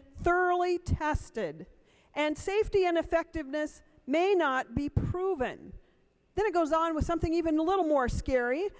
Brands may be made differently with variable ingredients, even within the same brand. And then, members, I was kind of looking at this document that the proponent of this bill used to kind of justify one reason why it was important. And so I'm looking here at this, and you'll notice that there are specific diseases, specific medical conditions, and then here's what it says about that. So, like, for example, this bill on page 2, lines 0.13 and through 1.15, talk about the specific conditions that this author would like medical marijuana to be prescribed for. One of them is called amyotrophic lateral sclerosis. That's nerve cell disease. Well, here's what his supporting documents say about that. Current studies show that THC may lack benefit in people who have amyotrophic lateral sclerosis. And then it says more research is needed. Every single condition on here, members, it says more research is needed. And so the point is, we need that research. It is premature to pass this bill today and have medical marijuana in this state without that research. That is why I support encouraging the federal government to classify marijuana so that it can indeed be studied. And even if that does not happen, we still have researchers, members, who are getting grants so they can study marijuana and what its effects may or may not be. So, members, we need the scientific data. We need to be able to make sure that our laws are not in conflict with the federal laws. Can you imagine a patient having medical marijuana and yet the federal law would classify it as a felony offense? We need to align our laws. We need to get the scientific data necessary that this state expects. Members, we have the best medicine in the nation right here in this state. And it is built upon science. It is built upon high rigor, randomized clinical studies, and that is what we need today. The bill before us does not accomplish that, and in fact may deter the very type of science that is needed. I would be voting no. Senator Gazelka. Thank you, Madam President. I have the A35 amendment. The Secretary will report the A35? A35 amendment. Sorry. Senator Gazelka moves to amend Senate File Number 1641 as follows, page 3, line 8, and this is the A35 amendment. Senator Gazelka. Madam President, members, I've had a chance to hear the discussion and talk to some of the folks in my district. I have 4 counties. I was able to reach 3 of the 4 county sheriffs this morning, currently, and all of them were opposed to this bill. And yet, if I said, well, if we were to treat marijuana like any other prescription narcotic, from production to delivery, would you be opposed to the bill? And then they were not opposed to the bill. They were in favor of it. And you heard Senator Nelson talking about the need to have the FDA involved, and yes, there's been some delay there, and we need to encourage them to get moving, but that's the direction that we should go with this. Every other narcotic prescription drug has gone through this process, and that's the safeguard that we need to have. My approach is really a mix of compassion with the desire to get it right the first time. You know, this is like letting a wild horse out of the barn. Once it's out of the barn, it's not coming back.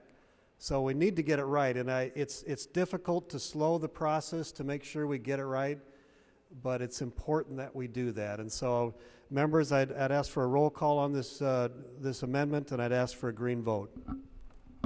Roll call granted. Senator Dibble. Thank you, Madam President. Madam President, members. I would speak against the A35 amendment. I think we've had a little bit of this discussion before. You know, the whole reason why we have this bill in front of us is because of the political process that's gone on at levels higher than ours to thwart good research and good access to a substance that we know provides some measure of relief for folks who have nothing else available to them. People have access to all kinds of FDA approved treatments and have only addiction, more pain, more side effects, and worse in consequence of having taken just and been confined only to just these FDA approved pharmaceuticals. Madam President and members, we all want more research, and we all understand the complexities of prescribing substances. And so I look forward to the day in which some folks at levels higher than us come to their senses and understand that we need to move ahead and do more primary research. But to simply throw down bureaucratic roadblock after bureaucratic roadblock is to simply say to folks, we're not interested in providing any ability for you to work with your doctor to find some measure of relief in the short term while we wait for the federal government, the DEA, others to somehow come to some sort of different conclusion and get out of the way. Senator Eaton.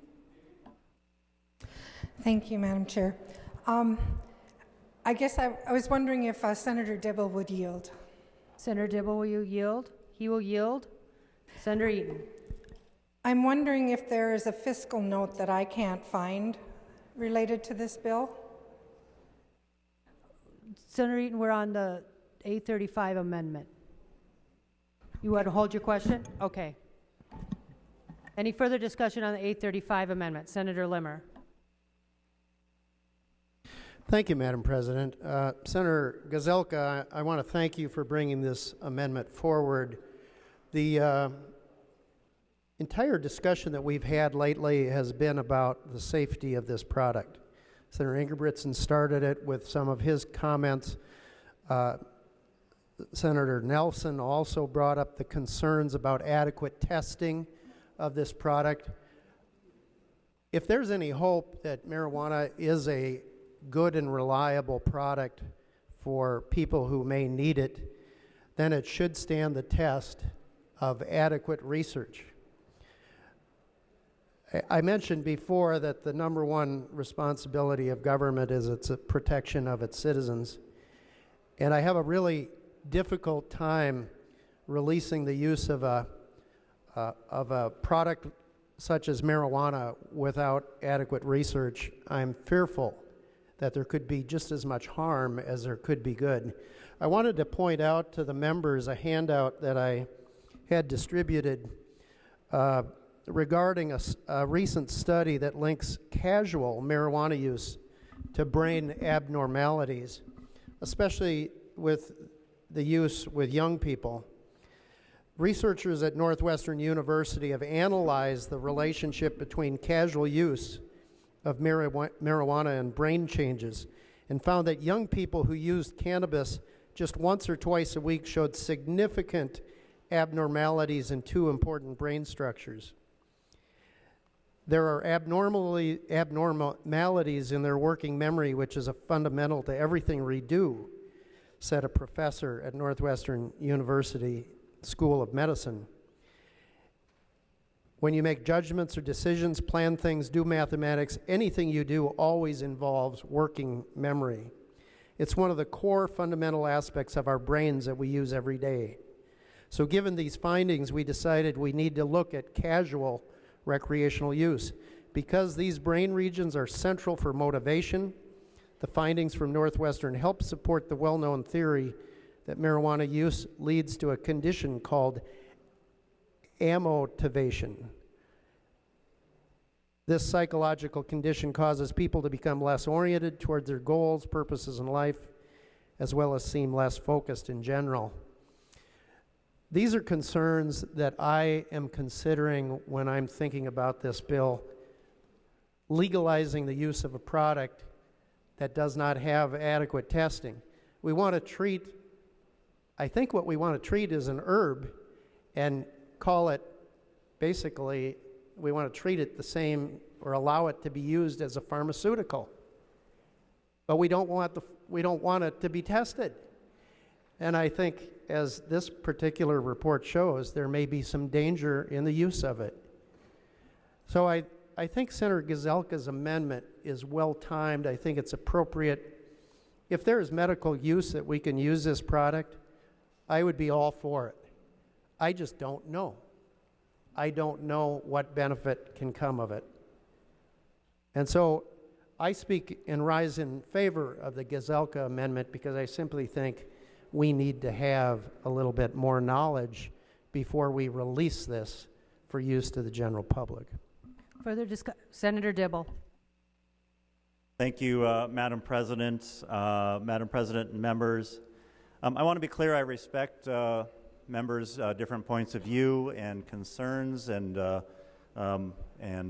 judgments about how to proceed. But I also want to be clear that in this discussion, I want to be clear about what the bill itself calls for.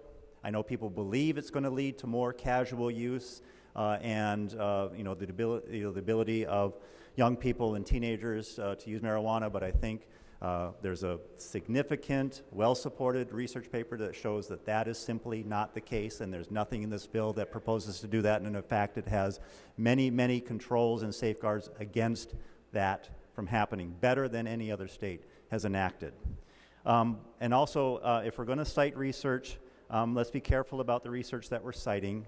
Senator Limmer passed out some citation from Fox News about this study by Mr. Breiter, but since it has come out, it's been widely panned and discredited and has been shown to be a very, very weak analysis by someone who doesn't have the credentials to which he claims, and has taken some MRIs of some individuals on a one-time basis with no controls for longitudinal examination about what exactly is going on with these individuals, or controls about other variables that they might have been bringing to that hospital on that particular day.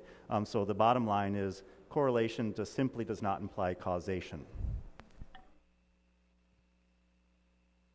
Senator Limmer. Thank you, Madam President. Senator Dibble, I know you were quick to realize and lambast the reference of Fox News, but I want you to know that this report that I highlighted to the Senate body was from researchers at Northwestern University. Fox News was one of hundreds of news agencies that reported this report across the United States.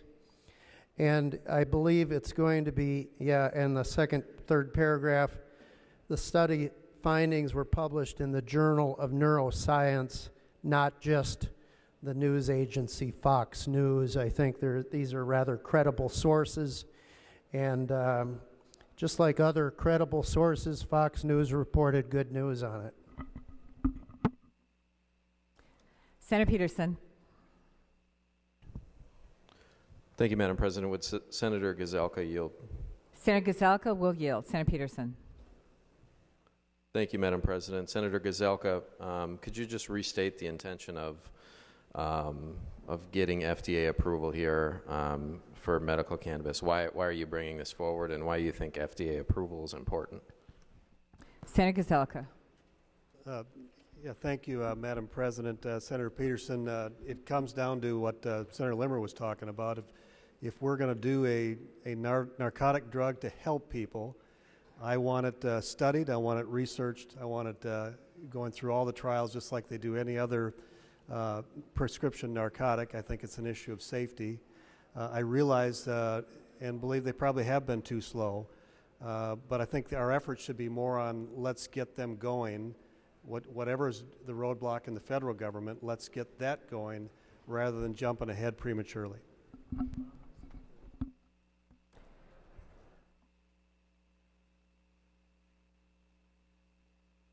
Is there any more discussion on the A35 amendment? Senator Nino. Thank you, Madam President. I do agree with Senator Gazelka that that would be the ideal scenario, to have a full clinical trial, to have FDA approve usage. The problem we have, and this is the conundrum we run into, or one of the many conundrum we run into with this piece of legislation, is the federal government is in a bad spot. They're currently, at least to my understanding, is still on hold. There currently is an FDA-approved study with Arizona University for PTSD, with the efficacy of marijuana. But they can't go forward. The FDA's approved it to go forward with the study with Arizona. It's being sponsored by a nonprofit organization, MAPS. But the problem they have is there's an organization, the National Institute for Drug Abuse, I believe, and they have been essentially granted a monopoly by the DEA, the Drug Enforcement Administration, over all usable cannabis for testing. So the FDA has said, we want to proceed. We want to seek, will this work for PTSD? We want to work with University of Arizona, but they can't. And so therein lay the problems that we face and that we're trying to wrestle with this kind of legislation. Senator Gazelka. Thank you, Madam President. Maybe finally on this one, I know that President Obama is talking about the benefit or need of medical marijuana, so this is really the perfect time for him to push those agencies to get moving on this. Any more discussion on the A35 amendment? Senator Nelson. Thank you, Madam President. Members, I rise in favor of the Gazelka amendment. It will help get us at least to that point where we can start getting the scientific information that we in Minnesota expect and demand when it comes to health care. We are the scientific mecca, the scientific research area. It is important that we get this information. I support the Gazelka amendment. The Secretary will take the roll on the A35 amendment.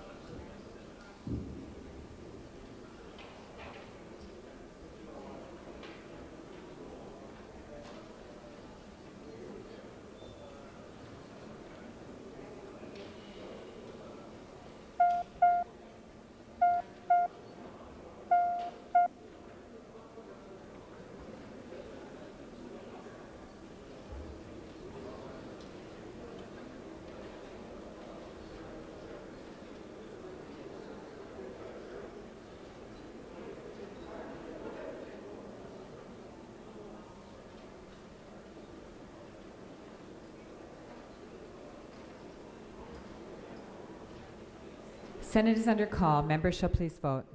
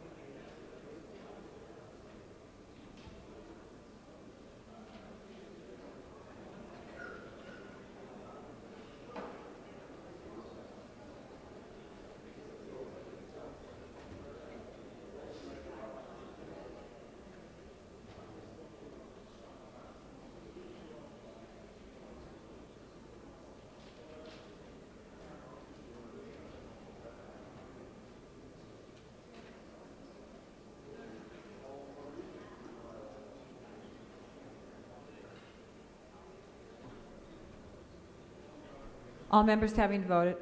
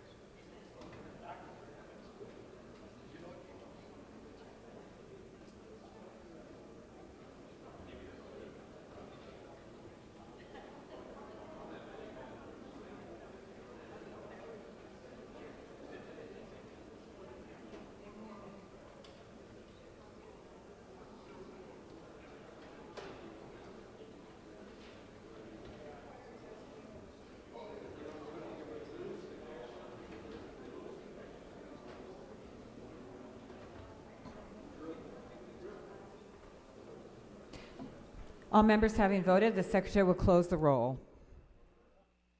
What? There being 21 ayes and 41 nays, the motion does not prevail. The amendment is not adopted.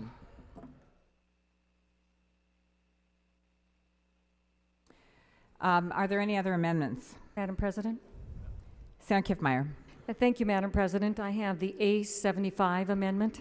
The secretary will report the amendment. Senator, for what reason does the gentleman rise? No reason? All right. Secretary will report the amendment.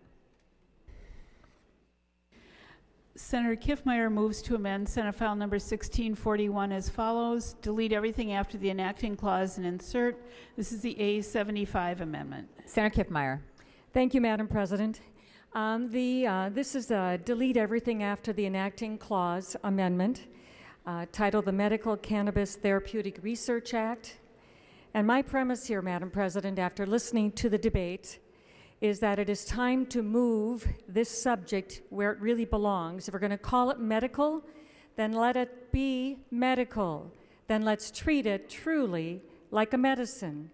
And like any other medicine, it would go through a clinical trial, it would go through studies, and it would be authorized for use as a medicine. What we're trying to do here is take some product and somehow magically transform it by just putting the word medical in front of it. I appreciate the fact that there are those out there who have found some relief and some help, but the problem is we don't know yet what is it, if anything, that is in this particular product, and it is time that we found out. How many times have we seen in our society when someone has taken something and they've heard it's good, and then it proves not to be so? Might I mention the word smoking tobacco?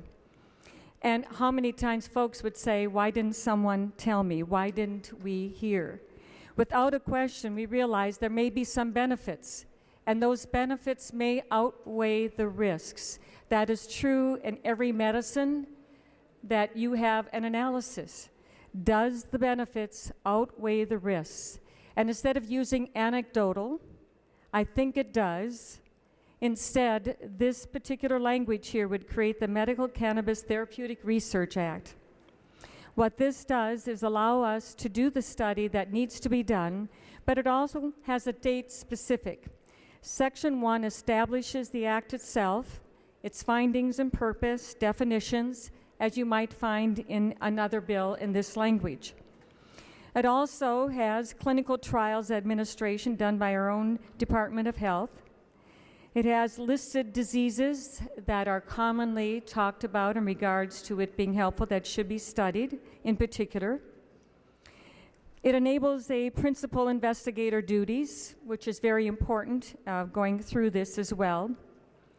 And so we think that this is a very important concept, a single manufacturer, so we actually have some control over the growth of this product, the environment of the product, making sure that pesticides and other things which can be in commonly found marijuana is not there, because that would be harmful. It also enables protections for clinical trial participation, both criminal and civil, during the time of the trial. It allows the commissioner to establish reasonable application fees and renewal fees. In addition to that, we have an impact assessment of medical cannabis therapeutic research made up of law enforcement, healthcare providers, patients, parents of patients under the age of 18, members of the House of Representatives and the Senate in a bipartisan way, 4 members representing substance use disorder treatment providers, and other task force members as appointed by the governor. What's important about this is that it's a well-balanced cross-section of those stakeholders. It also has an impact assessment. What does this, how does this affect? And it's a little broader than just the simplicity of it. It feels good, so it must be good.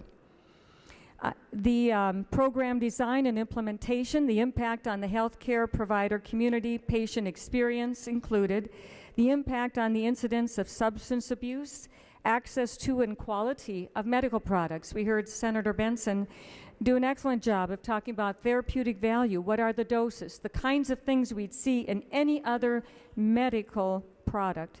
In addition, the impact on law enforcement and prosecutions, public awareness, perception, and any unintended consequences. And that's really important, because what we've heard from other states is in regards to many times the unintended consequences. This task force will also submit reports to the legislature, time specific. There are also appropriations to go for the expenses, and since the original bill had money appropriated, I believe that we will be able to not go over what is allowed here within the original bill for the expense of this particular area. So, Madam President, with that, I will submit to you the members of a well-balanced Medical Cannabis Therapeutic Research Act that I believe will address the concerns of both those who would like to take this and also the law enforcement and medical establishment. And members, you have received many pieces of information in front of you today in regards to medical marijuana, citing dangers and failure to meet the standards of patient care. And so what this does is allow us to use commonly understood standards of medical care in this area and for the benefit of both patients and for all those stakeholders considered, and I would ask for a green vote. Thank you, Madam President. And I would like to ask for roll call. Roll call requested, roll call granted. Is there any more discussion on the A75 amendment? Senator Dibble. Thank you, Madam President. Madam President, thank you to Senator Kiffmeyer for bringing forward the A75 amendment. I believe it is largely consistent with the proposal that was initiated in the House a few days ago, though I understand that proposal has undergone some revision since this draft was brought forward last week, late last week. But Madam President, I would, or maybe earlier this week, I know I'm running out, these days are all running together. I worked all weekend, so it's all a blur. Anyways, a few days ago. Madam President, I appreciate the effort in the House and think they're trying to accomplish a few things and don't begrudge them taking a different approach. Senator Dibble, that's the other body. The other body, excuse me, the body in which I used to serve many years ago. But I do have some questions, and a bill of 10 pages of new language probably needs some significant scrutiny in the committee hearing process so that those questions can be asked and answered. Some things that I understand by way of questions about the proposal in the other body are, of course, the FDA approval discussion that we just had a few minutes ago. What does that mean, and does that mean anything will really actually occur for anyone? Will anything actually be approved by the FDA, given we know that it takes many, many, many years in other places to even start to get the bureaucratic process even rolling, 5 years and more in at least one instance that we know of. Concerns about the fact that if you're going to obtain and use cannabis in a particular way, specifically vaporizing, you have to use it in the presence of a clinician at the clinic. Of course, that defeats the entire purpose of having access to cannabis in that way, because the immediate effect, of course, would not be available for remediation if you have to get in your car, drive, vaporize, get the relief, and then leave the clinic. Probably the biggest point I want to make is doing research, doing trials, that sort of thing, that is not mutually exclusive of the proposal that is in front of us. We know, though, from the experience of 20-some other states and a few states that have done this really, really well, that we can provide for the level of control, the restrictions, the kind of important communication that needs to occur between a doctor and a patient, so they're not being told, and no one is suggesting that anyone be told that there are no risks. There are risks and benefits with everything we do vis-a-vis our doctor, and any procedure or any prescription that we get, and our doctors talk to us about that, and that's going to happen. And so this repeated suggestion that somehow that is not going to happen is simply not true. And no one is suggesting that. In fact, the Board of Medical Practice and other professional bodies would have full ability to investigate any doctors who aren't having full, free, open, and fair communications with their patients about the upsides and downsides of anything that they would suggest or prescribe that they undertake. And finally, Madam President, I'm also told that a preliminary fiscal note came in on this initial proposal of $34 million per year. I just don't know how we would find the funds to pay for a research proposal of that magnitude. We just simply don't have $34 million in the general fund for this purpose. So I would resist and speak against the A75. Senator Kiffmeyer. Thank you, Madam President. Well, I think that considering the national interest here, Madam President, that since in this language the Commissioner has the ability to collect revenue for the purpose of this research, I think there is a great deal of national interest. And since we're not asking At this time, there is some administrative money that is being appropriated, but the actual commissioning of the research work can be paid for with the revenues with an interest, which will be tremendous interest in doing an actual, real, and appropriate kind of a study.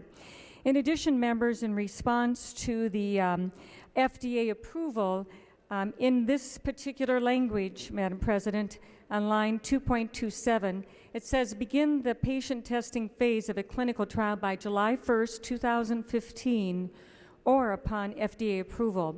That puts some emphasis behind the FDA approval because you have a specific date of starting the trial. And my belief is that on a national level, there would be a tremendous interest in doing this, and having a clinical trial authorized by statute would have great value. So I think that in addition, because this trial is so well supervised, there's a big difference between anecdotal, no matter what, and being able to have actual true, and that's why it is important to have the supervision so that the clinical trial has actual real value and meaning, as was mentioned before. Well, that wasn't a good enough study, so we can't depend upon that and discrediting it. So what we want to do here is do an appropriate type of clinical trial so we can actually rely upon this, that our patients, our vulnerable patients, have the greatest opportunity to have something that actually really does help them and protect them from any unintended, well-meaning consequences. Thank you, Madam President. Is there any more discussion on the A75 amendment? The Secretary will take the roll on the amendment.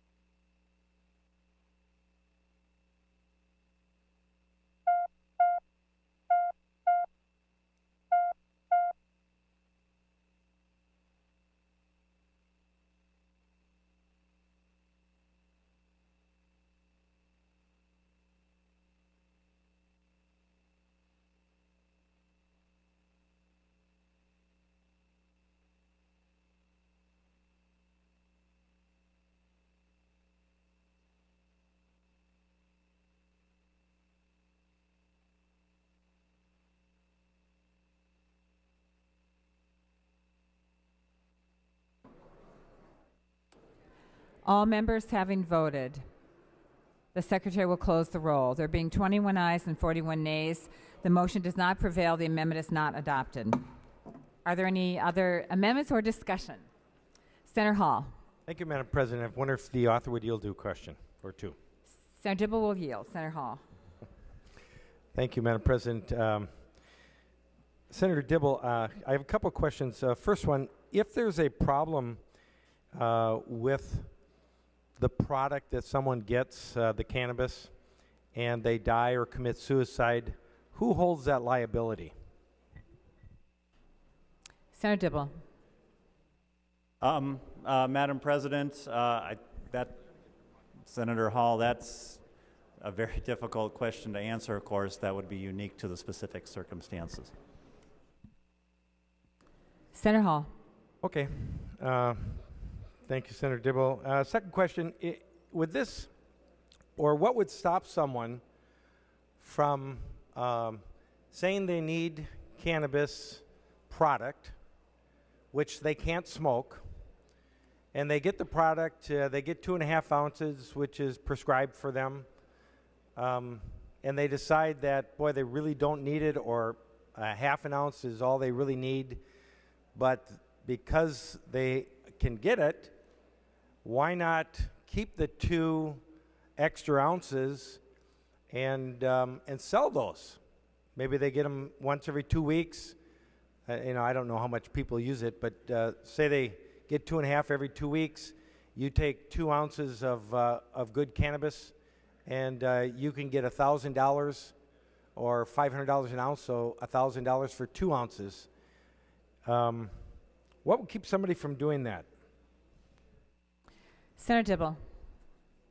Thank you, Madam President. Well, it would be against the law, Senator Hall, to do that under existing law, and there's enhanced penalties that are provided for in the provisions of this proposal as well. So it'd be against existing law, and then as a medical cannabis qualified patient, you entertain additional legal liability, an additional felony offense that you would be guilty of if you did that.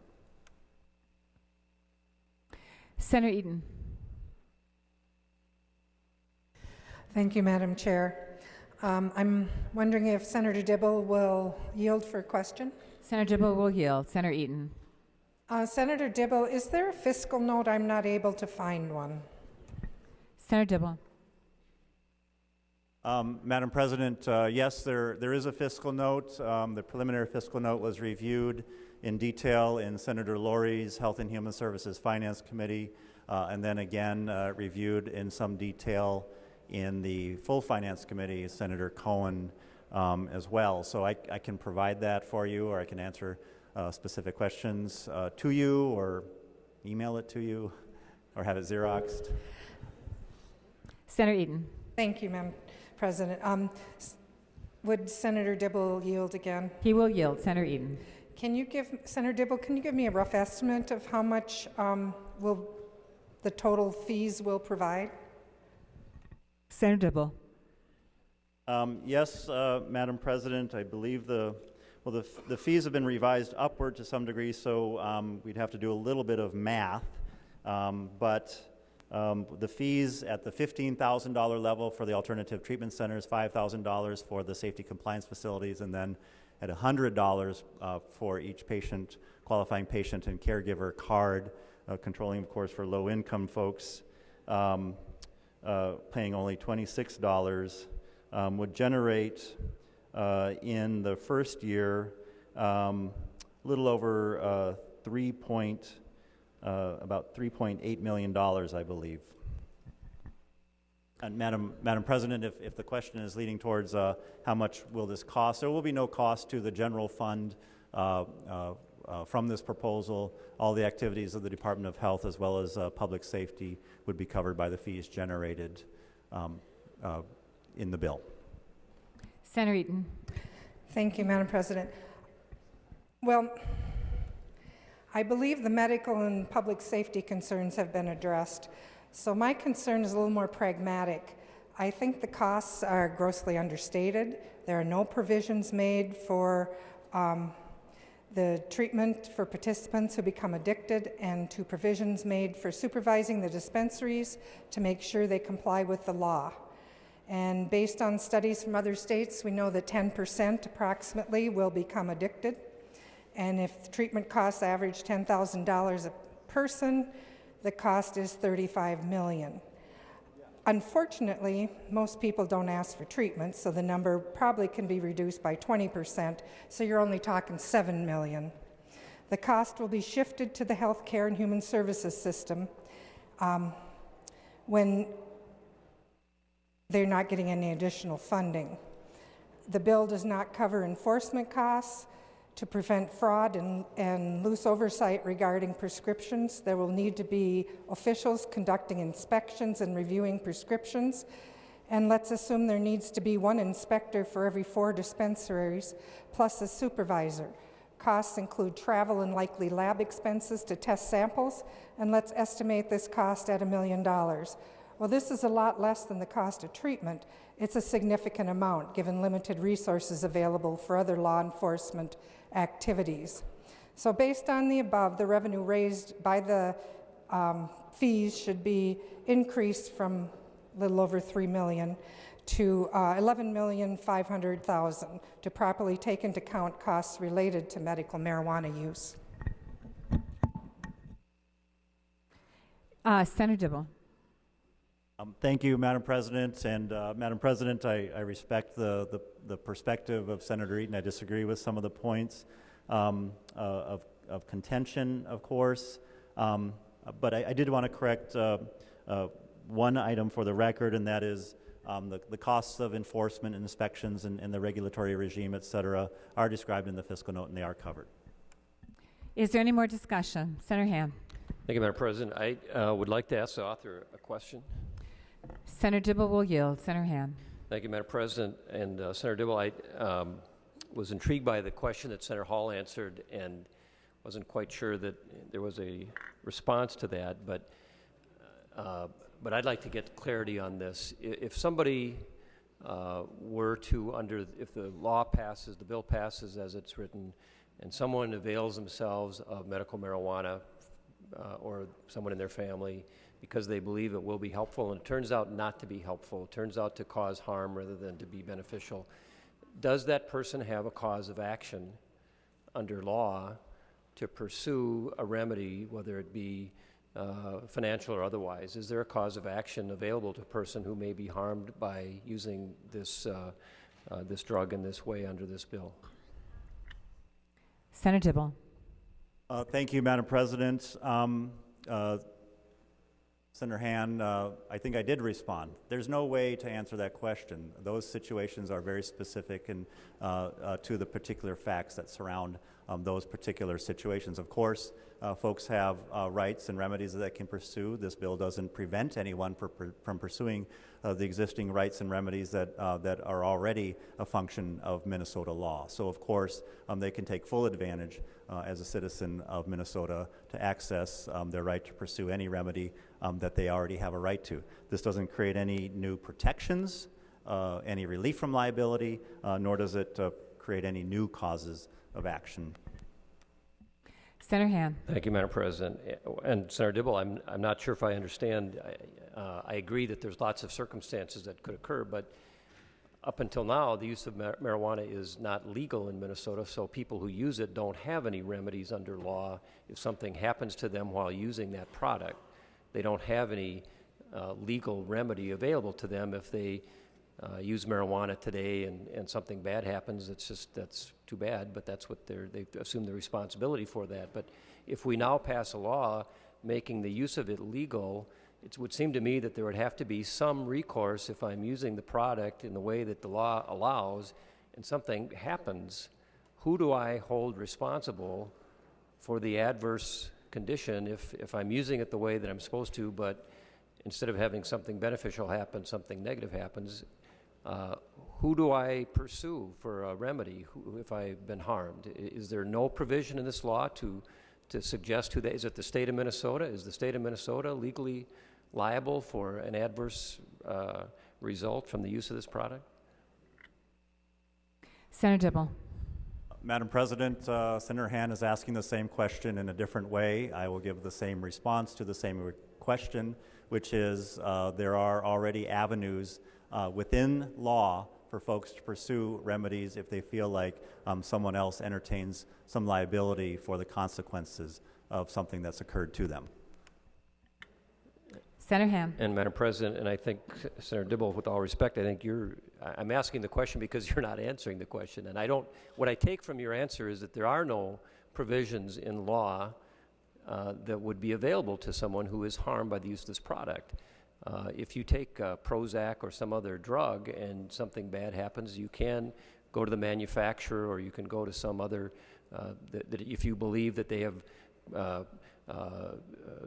manufactured the product in such a way as it's been harmful, or the dosage was in error or through inattention been prescribed in the wrong amount. But it's not clear to me that any of those remedies exist for this product under this law. And so it would seem to me what your answer is that anybody who uses this product does so at their own risk, and if they have an adverse reaction, they have to bear all the responsibility for that. That's what I'm taking from your answer, Senator Dibble, because you say the remedies under law, but there are no remedies under law for this kind of product. This is not, there's no other product in our state that is dealt with in the way that this product is dealt with under this particular bill. So I don't think that your answer is adequate. There are no other examples like this.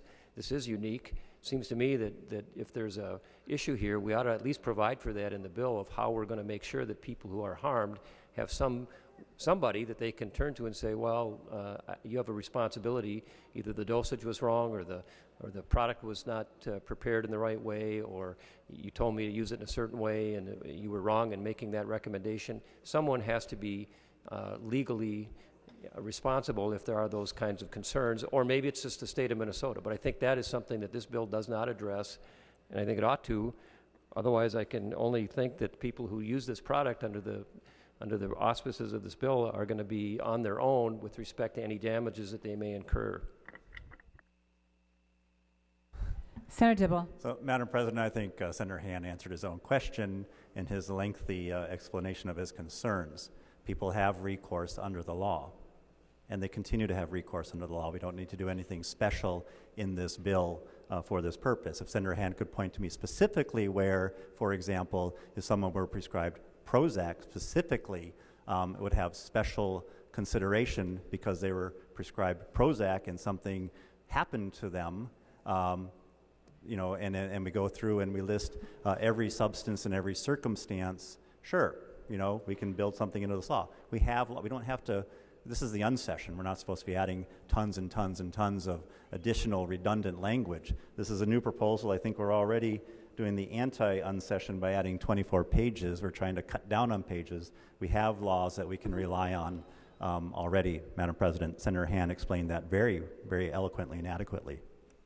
Senator Han. Thank you, Madam President. Well, I think there is a big difference. Something like Prozac or another drug has, as a part of its approval process, there are certain things that say that this is the dosage, this is the quality of the drug that needs to be manufactured to be adhered to, this is how it's supposed to be used, these are the conditions under which it can be applied. And so physicians and others, pharmacists, everybody knows what the structure is, and if that structure is violated and someone is harmed as a result of that, then people can go back and say, well, this was supposed to be the dosage and you prescribed it to me in error, or the quality of this particular compound was supposed to be this and it wasn't. And those create the causes of action. But if those things are not in the specifications of the product in this bill, then there is no cause of action that anyone can point to. All they can say is, well, I used it and it didn't work, and in fact it did me harm, but there is no manufacturer, there's no standard, there is no framework in which they can apply the remedies that we have available to us under law that apply to other products. That's my point, Senator Dibble, is this is not like another product. Senator Ingebrigtsen. Thank you, Madam President. I have the A52 amendment. The Secretary will report the amendment.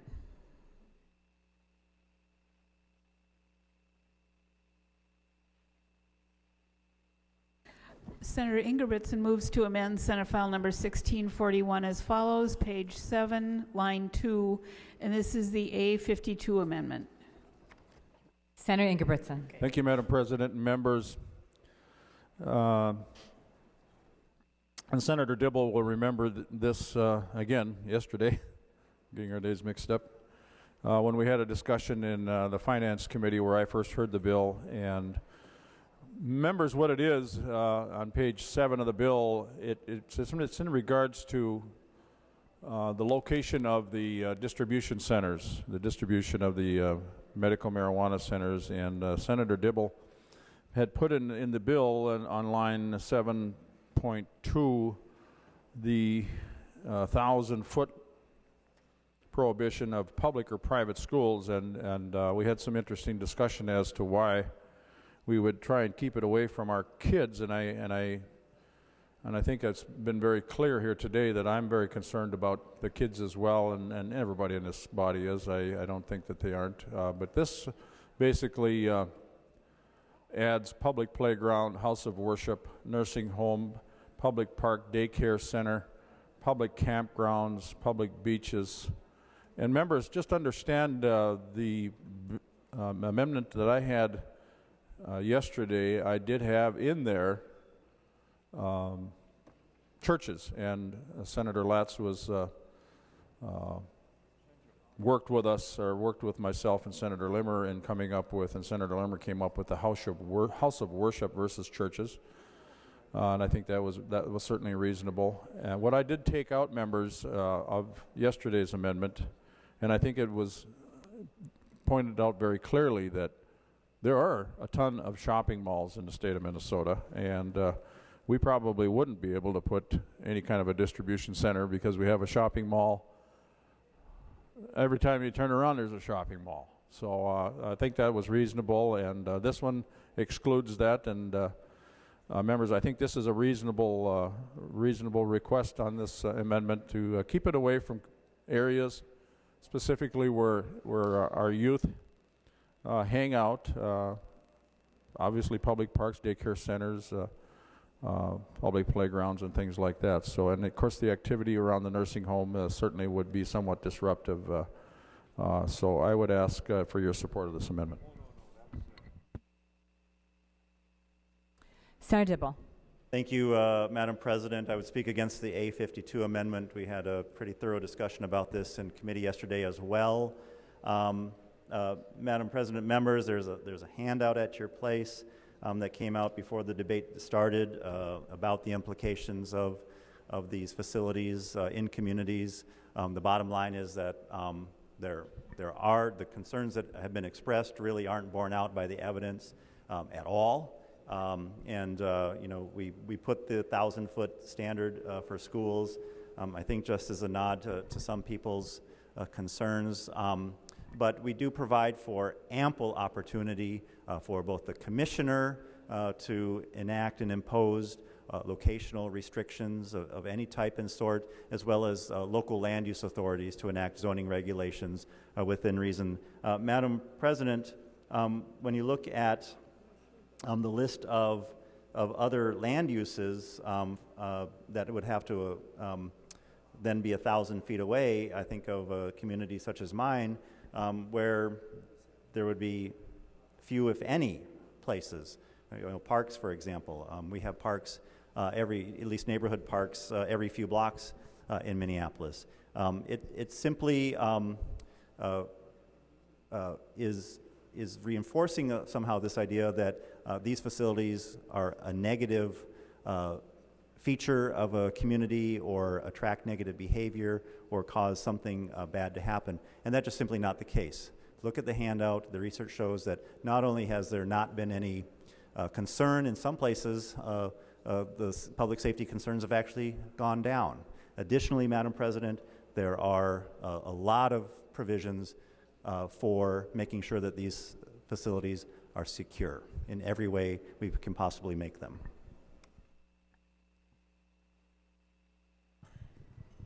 Senator Ingebrigtsen. Thank you, Madam President. And members, it's interesting, if there isn't a negative behavior to medical marijuana, then why would we put public or private schools in the bill to start with? I guess you'd have to ask that question. So members, I would ask for your support in this amendment, and obviously it's where kids hang out beyond the public and private schools, and again, if that was not a concern of the author, I don't think he would have put public school or private school in there. So I would ask for a recorded roll call on this vote. Roll call requested, roll call granted. Is there any more discussion on the A52 amendment? Seeing none, the Secretary will take the roll.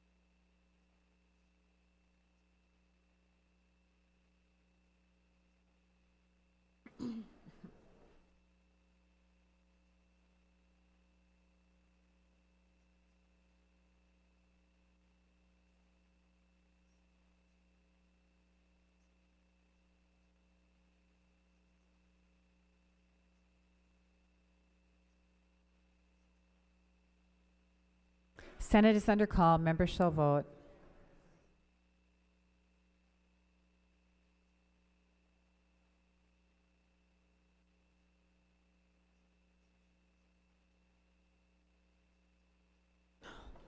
All members having voted, the Secretary will close the roll. There being 27 ayes and 35 nays, the motion does not prevail. The amendment is not adopted. Are there any other amendments? Senator Ingebrigtsen. Thank you, Madam President. And I do have just a couple more amendments, Madam President and members. I'm offering the A37 amendment. The Secretary will report the amendment.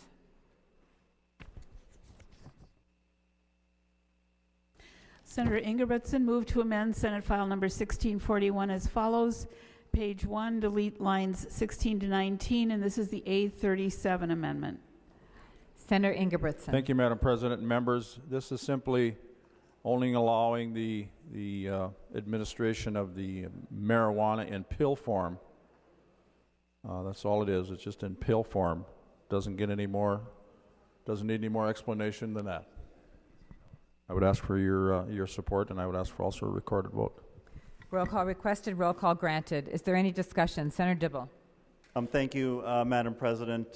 Thank you, Senator Ingebrigtsen. I would speak against the A37 amendment. I think what this would accomplish is it would simply not allow many people who are suffering particular types of medical conditions and debilitating illnesses and symptoms to get the sort of relief that they would need. Medical cannabis can be manufactured and administered in a number of different forms and fashion, and they deliver their benefits and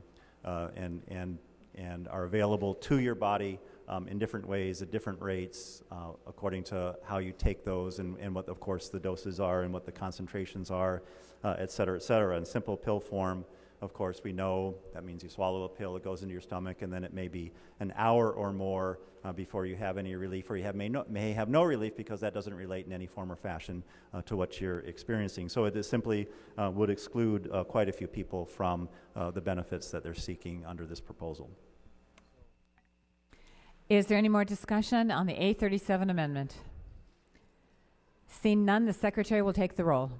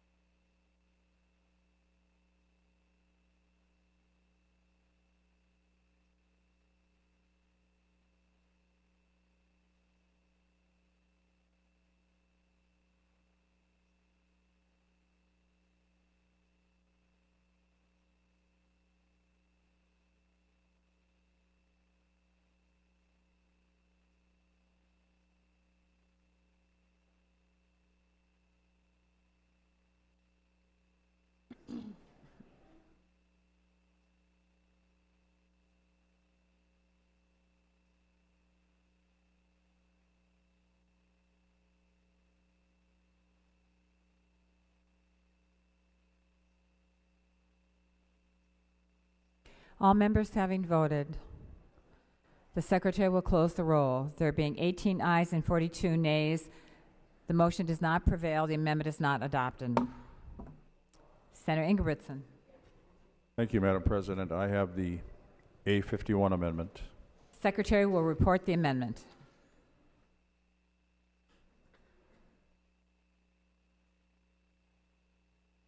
Senator Ingebrigtsen moves to amend Senate File Number 1641 as follows, page 4, line 19.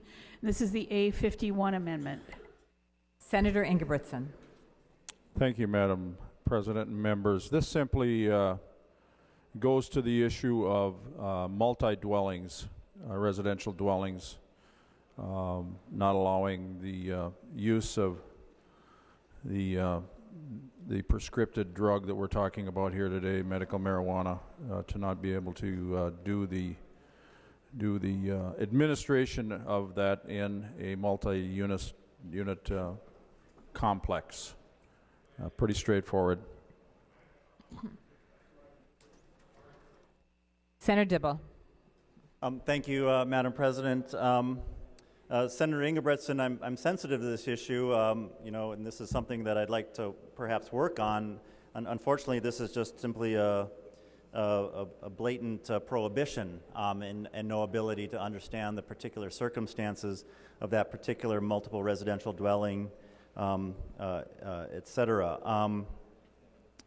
Keep in mind, Madam President, this isn't about smoking cannabis. This relates to vaporizing cannabis. But if there were a process, Senator Ingebretson, to work with the landlord or understand, maybe this is a dwelling that has a number of patients, in some sort of a community-based residential setting or something like that, that this might be something we desire. It might be something we want to disallow. But to say there's a blanket prohibition from folks being able to use medical cannabis in a vaporized form. This is not smoking. Remember, there's not smoke that's going out. This might be something that's agreeable, but this is just simply a blanket prohibition simply because a residential dwelling has more than one unit.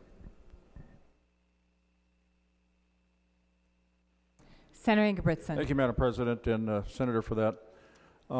Would Senator Dibble yield for a short question? Senator Dibble, he will yield. Senator Ingebretson. Thank you, Madam President, and Senator, for the interest in this amendment. I guess the question I would have is the vaporizing versus the smoking. Now, I understand vaporizing, and members should also try and understand what vaporizing is, and maybe you can clarify that for the members of the body. But is that not just a step just before it actually the substance turns into smoke? The act of vaporizing, the way it's been described to me, is that it's just before the turning into smoke. So would there be an odor that might be troublesome to other members that live in a multi-unit dwelling? Senator Dibble. Thank you, Madam President, members.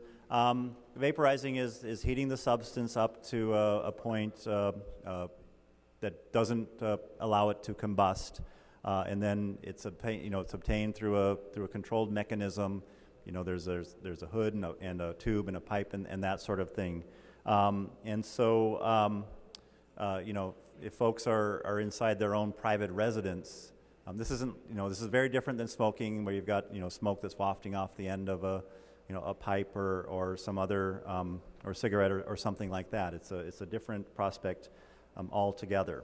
So as I understand, it's a very, very different experience for the folks who are using it, although they have a very similar effect, and very different from those who are in the vicinity.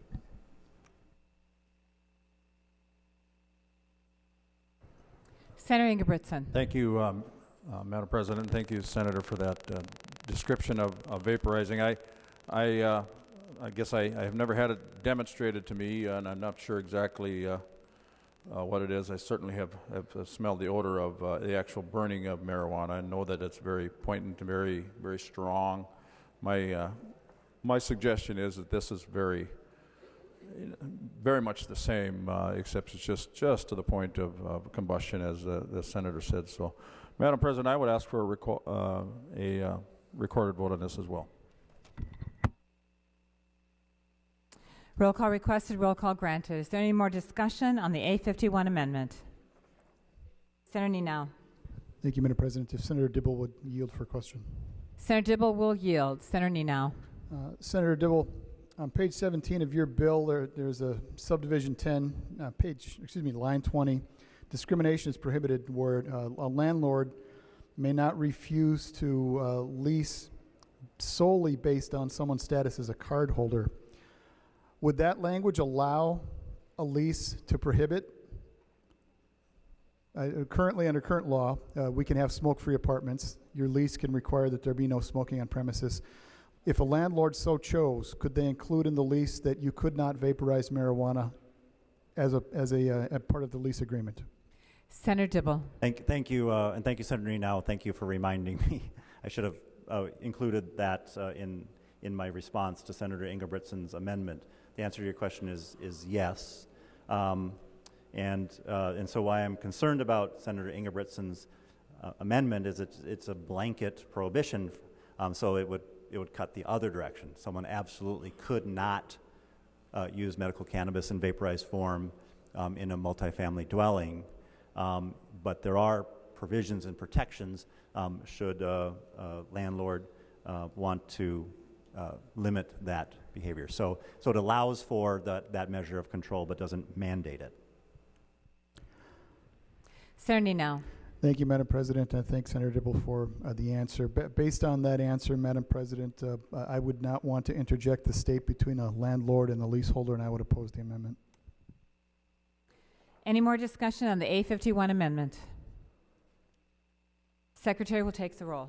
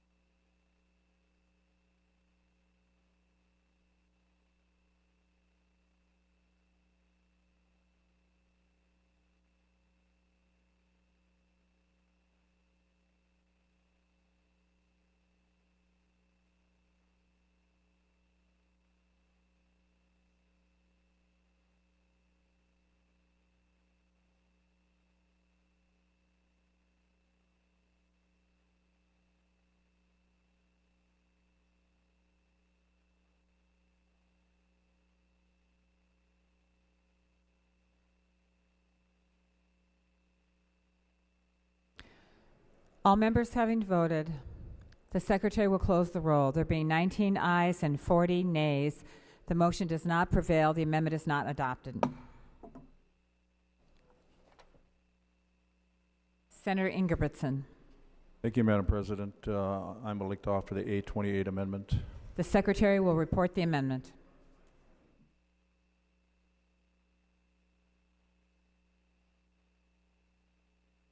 Senator Ingebrigtsen moves to amend Senate File Number 1641 as follows, page 2, line 12, and this is the A28 amendment. Senator Ingebrigtsen. Thank you, Madam President. Members, this is the amendment that basically gets more specific with the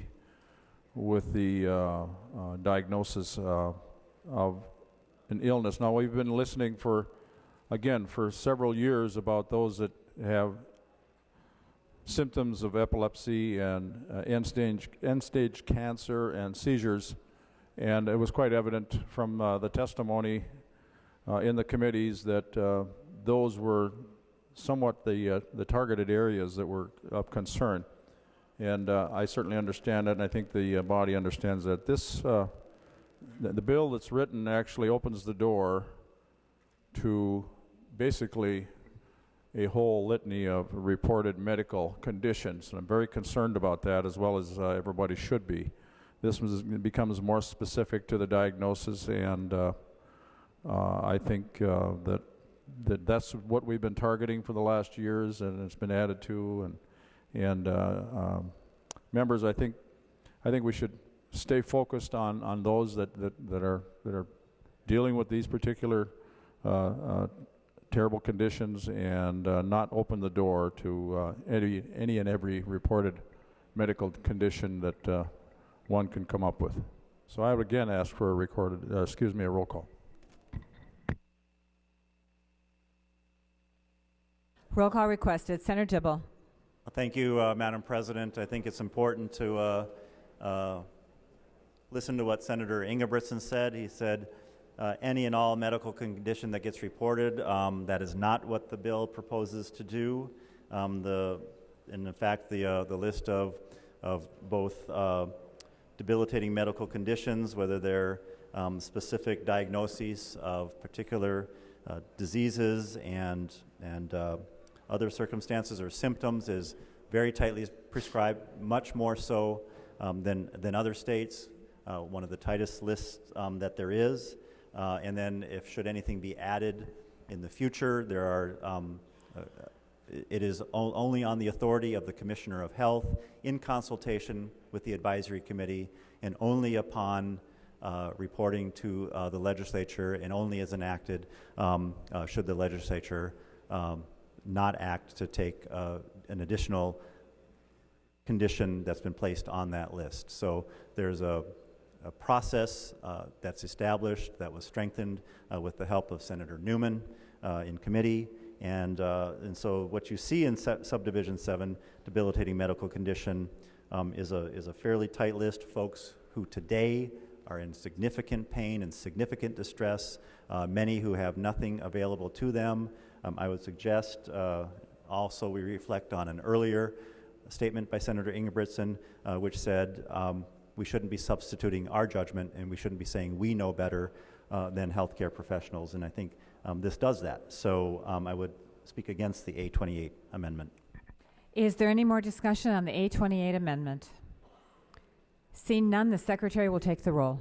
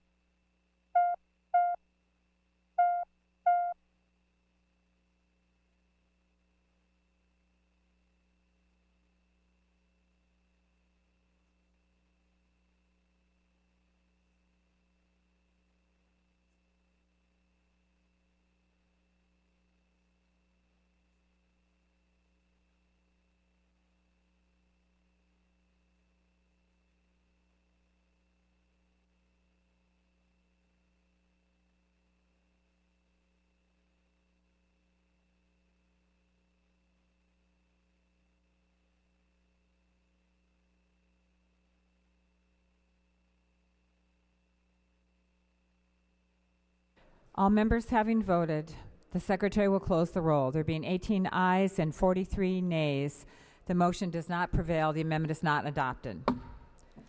Senator Westrom. Madam President, first I wonder if Senator Dibble could yield for a few questions. Then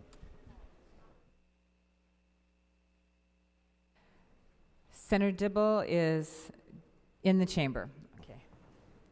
Senator Dibble will yield. Senator Westrom. Madam President, Senator Dibble, we had this bill in finance yesterday, and we've got a couple follow-up questions if you could help me understand the substance that can be used here can be in a variety of forms. Raw, just plant marijuana, not to exceed 2.5 ounces, pill form or liquid. Can you just expand on that a little bit? How is that going to work? And so somebody going in to buy this stuff can order it in whichever fashion they want, or what are some of the limitations? If you can kind of give us a little background and further insight on that, I'd sure appreciate it. Senator Dibble. Thank you, Madam President. Senator Westrom, I think you did a pretty good job of describing that. Yeah, there will be, you can go to an alternative treatment center, and I'm guessing there would probably be, just the plant material itself that would be available, or perhaps, some form of topical administration. It might be combined in some sort of a food product or a liquid product or in pill form. But Madam President, Senator Westrom, how folks would need it, they would figure out, in what strain, what variety, and what concentrations, et cetera, they would figure out in conjunction with their doctor. So, Madam President. Senator Westrom. Madam President, Senator Dibble, related to that, and then I got a follow-up question on the doctor part, but the substance, so the customer or the patient can can they decide if they're going to use it in raw form, or you mentioned about mix it in a food?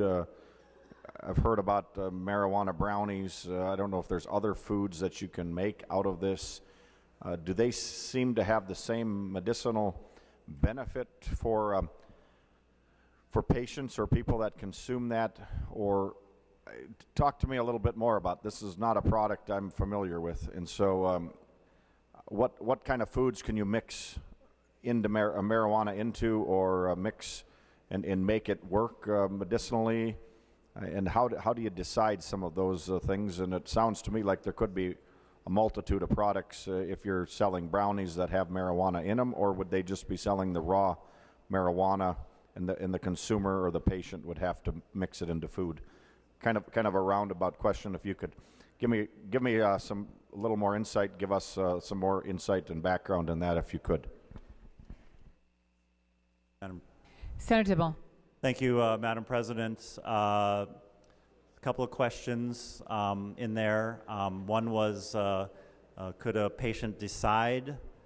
Well, that, like I said earlier, that is something that's determined in conjunction with the doctor, in doctor-patient relationship. And the other part of your question, I think we spoke about earlier. Yes, there are different forms that folks can ingest medical cannabis. Sometimes it's an oil form. Sometimes it's mixed into some sort of a drink or a liquid. Sometimes it's it's consumed in some sort of a food product. Sometimes it's a topical application. Sometimes it's the plant itself or the oil that gets vaporized and it's inhaled. And I think the third part, or the third question, was then what is its efficacy? And of course that varies widely according to condition, the state of the condition, how advanced it is, the age of the person.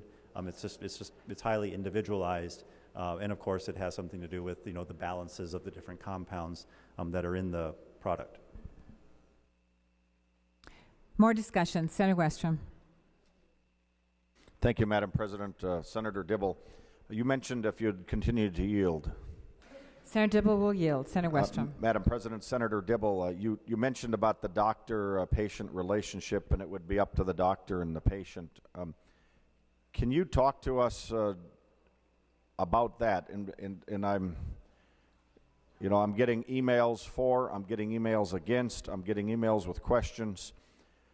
And some of the feedback I've gotten is the doctors are not able to actually prescribe this, or they might be in trouble with the federal law. Is that true? But if that's the case, how can this doctor-patient relationship work if doctors aren't allowed to prescribe medical marijuana? How do they prescribe it if they legally don't dare to or can't because of some other federal license issues or federal reimbursements to their hospital? How does this work, Senator Dibble? If you could walk us through that process, and maybe the information I've been given is completely wrong, and some doctors can prescribe it if they choose, if they feel comfortable with their knowledge of medical marijuana. But could you give me that information, because it's some of the information I've been reading and getting as this debate has moved through the legislature. Senator Dibble. Thank you, Madam President and Senator Westrom. So yes, the term prescription or prescribing is a legal term of art, and so we need to be artful about it because of the limitations that you described. And so how we figured out how to contend with that is in subdivision 19 of the definitions section, which is section 2 of the bill. So that's on page 3.34, and we discuss a term, written certification. So written certification is the term that we would use in lieu of prescription, and then we go on to describe what that exactly means and what activities would need to be undertaken so that a qualifying patient could then obtain the written certification if the doctor, in his or her judgment, thinks that's warranted. That written certification is absolutely necessary before someone can then submit to the Commissioner of Health, of course, to get a registry card in order to obtain medical cannabis. So it's a document signed and dated by a licensed practitioner stating that in the practitioner's professional opinion, the patient is likely to receive therapeutic or palliative benefit from the use of cannabis to treat or alleviate the patient's debilitating medical condition. The practitioner must specify the qualifying patient's debilitating medical condition in the written certification and sign and date the written certification only in the course of a practitioner-patient relationship after the practitioner has completed a full physical examination of the qualifying patient and a full assessment of the qualifying patient's medical history and current medical conditions. So that's how we deal with that issue. Senator Westrom. Madam President, thank you, Senator Dibble. It raises another question along the borders, Senator Dibble. Would this have to be a Minnesota licensed physician or practicing physician, or could it be one across the border, for instance, in Wahpeton, North Dakota, on the other side of my Senate district, across from Breckenridge? Could it be Fargo, across from Moorhead, Senator Eakin's district? Could it be Grand Forks, across from East Grand Forks, or Millbank across from the Ortonville area? Senator Dibble, if you would yield to that question. Senator Dibble. Thank you, Madam President. Subdivision 12 in the definition sections defines who a practitioner is. A practitioner means a Minnesota licensed doctor of medicine or a Minnesota licensed doctor of osteopathy, licensed to practice medicine. Any more discussion? Madam Senator President, Westrom. Senator Dibble, thank you for that insight and those helpful answers.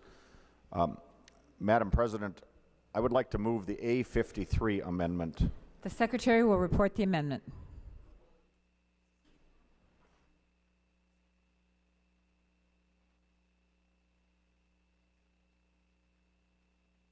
Senator Westrom moves to amend Senate File Number 1641 as follows, page 24 after line 6.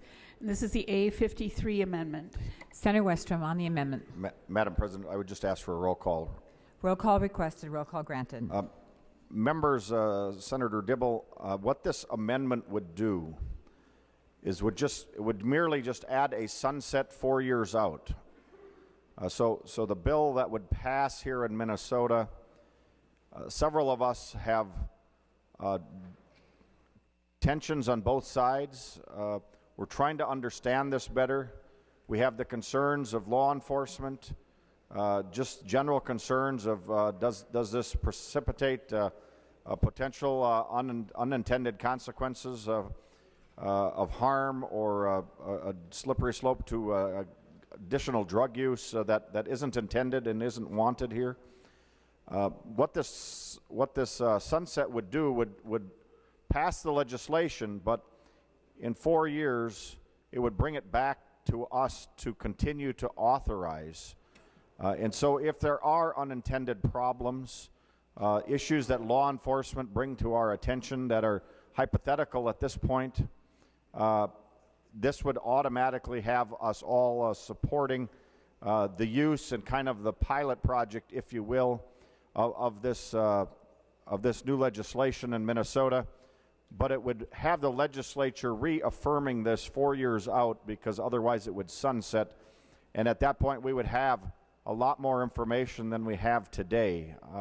And so for those that are bringing their examples in their real life situations with seizures, with cancer, with other types of debilitating diseases or medical conditions, this legislation passing through the Senate, the House, and signed by the governor, which is in itself a still an uncertain path, but it does look like we're making progress on this bill, and it's moving. And so I would just ask you to support a reasonable sunset on this for all of us, whether we are on the side of yet supporting this or still cautious about this, with this legislation passed, I think this would be a practical step in having the legislature relook at this issue with a lot more information from law enforcement and other parties, pro and con, 4 years from now, and that's what this amendment would do. I would urge your support. Senator Peterson. Thank you, Madam President. Members, I'll be brief. I know this debate has went on for some time. Members, this amendment will effectively kill the bill. There is no private entity that will put in the sort of necessary resources and pre-work into making sure that we have a viable network that can provide this to patients with this sunset. And for good reason. I mean, they potentially lose everything that they've put into it years down the road. We ought not do this, and this would make the entire bill unworkable. Senator Dibble. Thank you, Madam President. I also speak against the A53 amendment, and just to the concerns that Senator Westrom has articulated, I would call members' attention to Section 13 of the bill, which is found on page 13, starting on line 15, which requires an annual report from the Commissioner to the Legislature on a number of data points, numbers of applications, qualifying patients, designated caregivers, the nature of the debilitating medical conditions, registry identification cards that have been revoked, number of practitioners, written certification for qualifying patients, controlling for data sensitivity around that. And then also, in addition to that, towards the back of the proposal, starting on page 21, we of course have the Medical Cannabis Advisory Council that's tasked with also examining and collecting data and reporting very closely, including doing the biannual kind of larger, more detailed assessment on the medical use of cannabis in Minnesota, and you can read that starting in section 21 on page 22, starting on February of next year, and then every 2 years thereafter, a report to the people of Minnesota, a report to the legislature, as well as the commissioners on program design, on patient experiences, impact on the healthcare provider community, substance abuse, access and quality of the product, law enforcement activities and concerns, public awareness and perception, unintended consequences, actual costs of implementation, and we added on as well the experiences of other states with current cannabis programs, existing medical research and literature on the amounts and effectiveness, and an ability to track practitioners who are providing these written certifications. And so should information come forward that significant problems are occurring that warrants not continuing with access to medical cannabis, we'll have sufficient information to do that in due time. Senator Westrom. Madam President, I guess maybe I'd ask Senator Peterson first. Senator Peterson, would there be a better number of years for a business plan? You make the argument that 4 years would be too short.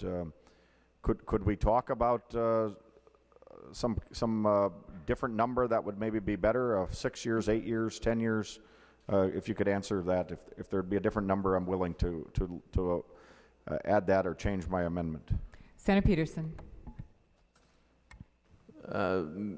Madam President, Senator Westrom, I guess that would be subject to the judgment of the body and individual members, myself. There wouldn't be, I think it's important to remember, Senator Westrom and members, that this is not a new idea, that we have other states who have been doing this for quite some time. We've already effectively seen a trial in those other states. I wouldn't support a sunset, but certainly members can make their own decision with that. I mean, keep in mind that this entity is going to be subjecting itself to millions of dollars in costs to get into the state. So I don't know to what extent those entities would be willing to risk that, for an extra 2 years on a sunset. More discussion on the A53 amendment. Senator Westrom. Madam President, thank you, Senator Peterson. I guess to the body, if there's somebody with interest in a different number of years, I'm welcome to interested in that discussion here. last question for Senator Dibble, if he would yield. Senator Dibble will yield. Senator Westrom. Madam President, Senator Dibble, Senator Peterson was talking about the cost of these dispensaries or facilities. Can you give us an idea of what kind of cost the patients will have for this medicine? What are some of the going rates in other states? Do they pay by the ounce, I assume? And what is kind of the cost, and is any of this covered by insurance? I'm guessing not, but let me just ask the dumb question here, because it brings up a good question. What is the cost generally of this type of product? Senator Dibble. Madam President, Senator Westrom, I actually don't have any idea. But of course, this is going to be something that would be driven by the marketplace. And your other question was, will this be covered by insurance? And the answer to that is, it will not be. So Senator Westrom. Madam President, I guess I'd welcome any other senators, if they have an idea of what the cost is. It'd just be insightful to know for people that are out there. Is it similar to the black market? Is it a different price structure altogether? I guess I'd just be interested to know as we move forward ahead on voting for this. On this amendment specifically, I'd urge members to support a sunset, a reasonable, practical way to move ahead with this. So I would urge your support, and I'd welcome some insight to the questions I've raised. Senator Nino. Thank you, Madam President. To Senator Westrom's question about what might be a more reasonable approach on a sunset, I don't want to make an amendment to your amendment, Senator Westrom, but if you're wanting to take this approach, when the amendment came up, I had some of the similar concerns that that were expressed here. The effective date of this legislation is basically July 1st, 2014, and it's going to take it about, as we understand from testimony, it's going to take about a year for these facilities to get up and running to be able to make product available. So based on that time frame, probably a minimum time frame would be a July 1st, 2020. That would allow at least 4, maybe 5 years of operation for these companies that are going to be putting money, or it may not be companies, it may be individuals, could be sole proprietorships, that will be putting money up front to get this dispensary, for lack of a better word, up and running. And it will give them at least that 4-year, maybe a 5-year time frame to be able to recoup those costs. That is probably a reasonable time frame. The time frame that you have here is going to make it significantly shorter and much more difficult for them and less appealing to enter into the market.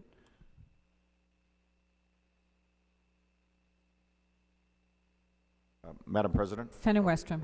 Madam President, Senator Nino, I would welcome your suggestion as a friendly amendment if you want to offer it. I'm even open to a few more years out. I just think it's good and healthy for this debate to come back, because I think you hear proponents and opponents without some answers to the questions, and that is the reason I think this would be a prudent step in pursuing this if our state's going to go ahead with it. And so, Senator Nino, if you want to offer that, it's a friendly amendment. Otherwise, I'll talk to staff about maybe let's even look at 2022 or something, if that would give them a little more time to put their businesses up and together and up and running. Senator Nino. Well, Madam President, for the sake of having a good, robust discussion here on the floor, without objection, I will move that oral amendment on line 5, change the date from January 1st, 2019 to July 1st, 2022. Could you repeat that? I can't hear you. Change the date on line 5 to July 1, 2022. You have it. Secretary will report the oral amendment. Senator Nino moves to amend the Westrom A53 amendment as follows. Page 1, line 5, delete January 1, 2019, and insert July 1, 2022. On the oral amendment, all those in favor say aye. Opposed, nay. Motion prevails. The oral amendment is adopted. Now we have before us the A53 amendment as amended by the Nino oral amendment. Is there any more discussion? Senator Dibble. Thank you, Madam President. I would still speak against the A53 amendment. We can't know, exactly what the effect will be on the private market and whether or not that would thwart some entrance into this marketplace who would provide this service, number one. Number two, I think I described earlier, I think we're going to have sufficient information in hand. If this isn't working out, then we'll have that information in hand and we'll be able to react at that time. Senator Senchum. Thank you, Madam President. Madam President, members, I think this proposal offered by Senator Westrom, amended by Senator Nino, is probably going in the right direction in terms of some comfort language here for some of us. I would really urge member adoption of this. Looking 7 years or so out, I think that's reasonable. A good compromise and does, as I said earlier, provide some comfort, a comfort zone for us that are a little cautious right now about this particular bill, and it might make us a whole lot less cautious if we knew there was a sunset. So, thank you, Madam President. Secretary will take the roll on the A53 amendment as amended.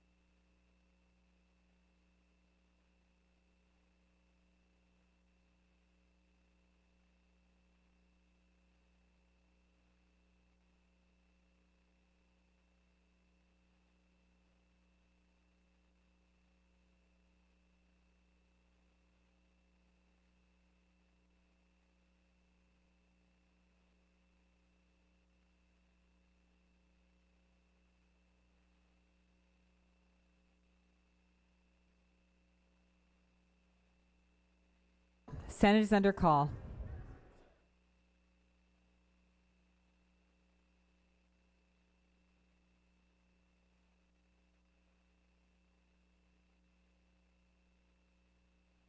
All members having voted, the Secretary will close the roll. There being 17 ayes and 47 nays, the motion does not prevail. The amendment is not adopted. Are there any other amendments? Senator Peterson. Thank you, Madam President. I just have a couple questions for Senator Dibble, if he would yield. Senator Dibble will yield. Senator Peterson. Thank you, Madam President. Senator Dibble, based on our discussion just a few minutes ago, is it your position that the federal government will not be enforcing the laws related to marijuana use in Minnesota? Senator Dibble. Thank you, Madam President. It's not my position. It is the experience that we've seen in other states that have medical cannabis, and also, Madam President, we have some guidance and some advice that has come out from the feds, basically stating that this is not a priority for them. They're not taking a look at this. They're not concerned about it. And they're not going to be coming in and thwarting states' efforts to provide cannabis for medical purposes. Thank you, Senator Dibble. Madam President, Senator Peterson. If Senator Dibble would continue to yield, I have another question. He will yield. Senator Peterson. Relating to that specific point. I was just reviewing the number of federal agencies that are responsible for enforcing the federal law, and it's quite an extensive list, beginning with the Department of Justice, the U.S. Marshal Service, of course, the FBI, the Drug Enforcement Administration, the Bureau of Alcohol, Tobacco, Firearms, and Explosives, the Federal Bureau of Prisons, the Department of Homeland Security, and quite frankly, even the Coast Guard, because we have the Coast Guard patrolling the St. Croix River here, and then certainly U.S. Customs and Border Patrol on the border of Minnesota in Canada. So you had mentioned that you had some direction. Could you give us a little more clarification in terms of which agency you believe is not going to be enforcing the federal law in Minnesota? Senator Dibble.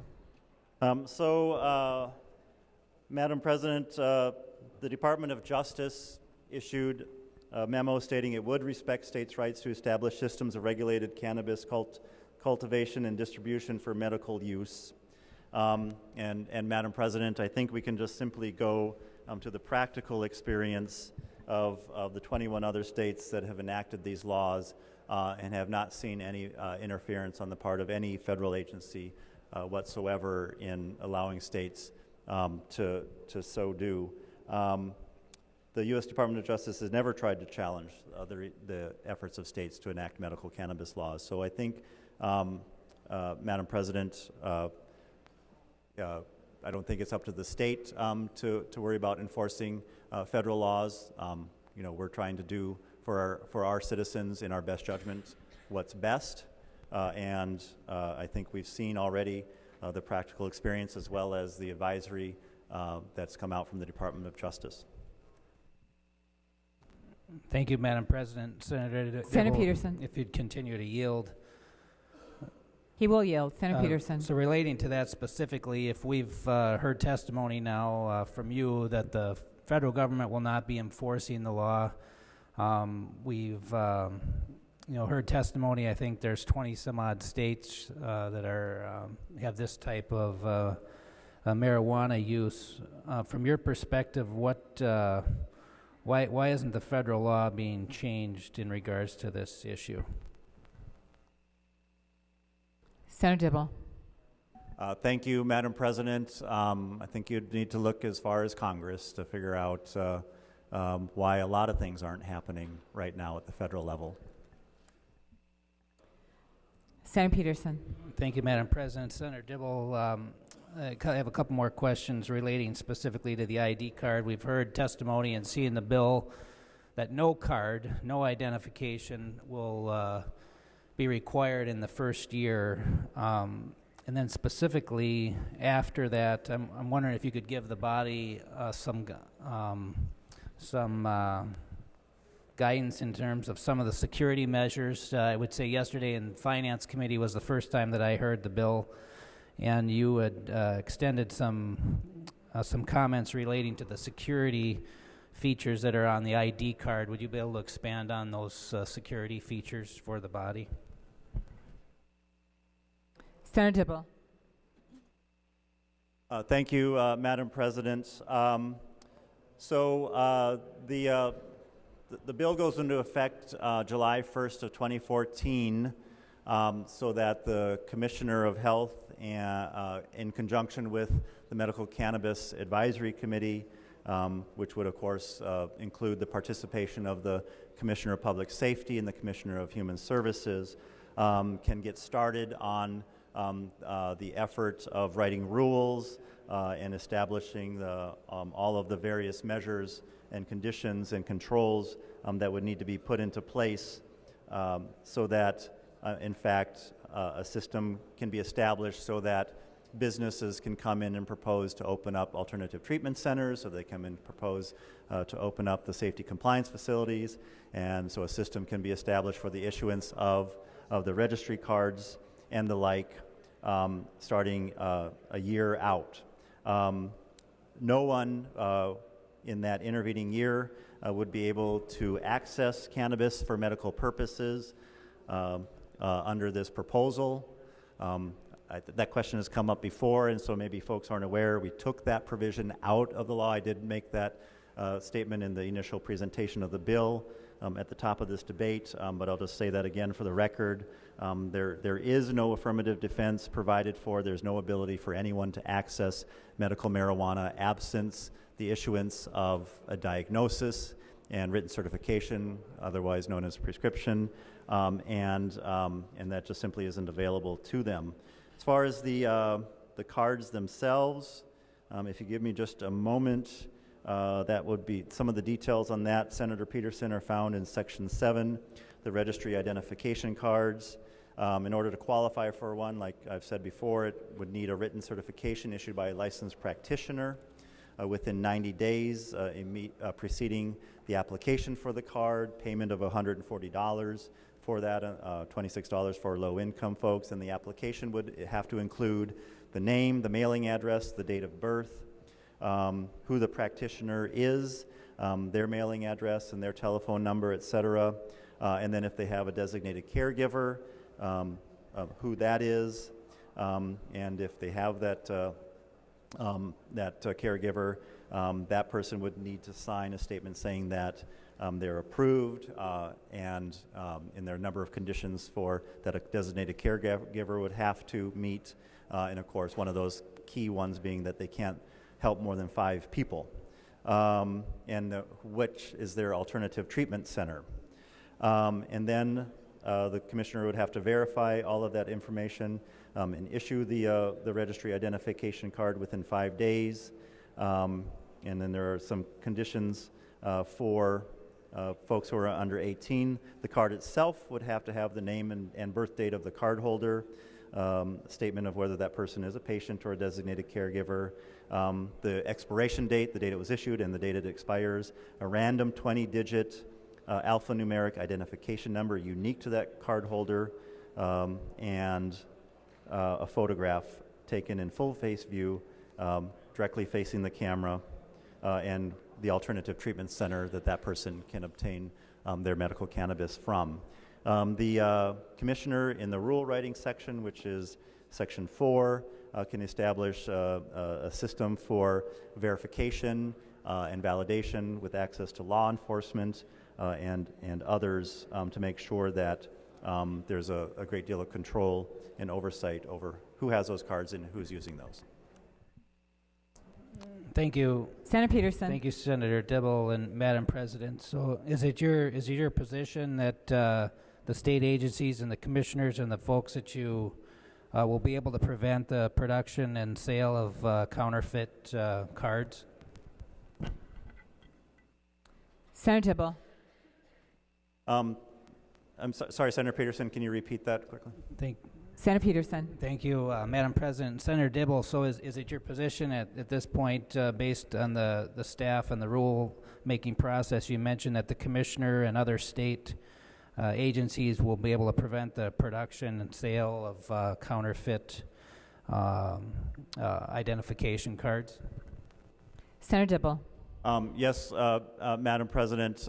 If someone were to use a counterfeit card, I don't think that they'd be able to actually use it at the alternative treatment center because, of course, it would have to be validated and verified through a web-based system or a telephone-based system on site. And so, if someone is trying to use a card nefariously, I think they'd be caught pretty quickly. And the commissioner, in conjunction with the Department of Public Safety, the Public Safety Commissioner, can add to the sorts of conditions to guard against that. And there are significant sanctions for misuse of a card or using a card fraudulently that are built into the proposal.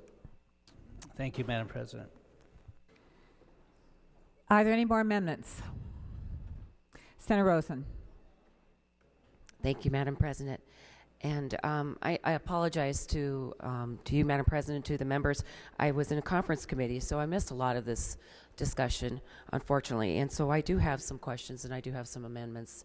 So I would like to start, though, and just say that my hope was to create a bill here that would address the concerns of the people that are suffering some of these ailments, but also to seriously take into account the issues that the parties that are deeply involved in this have with this bill.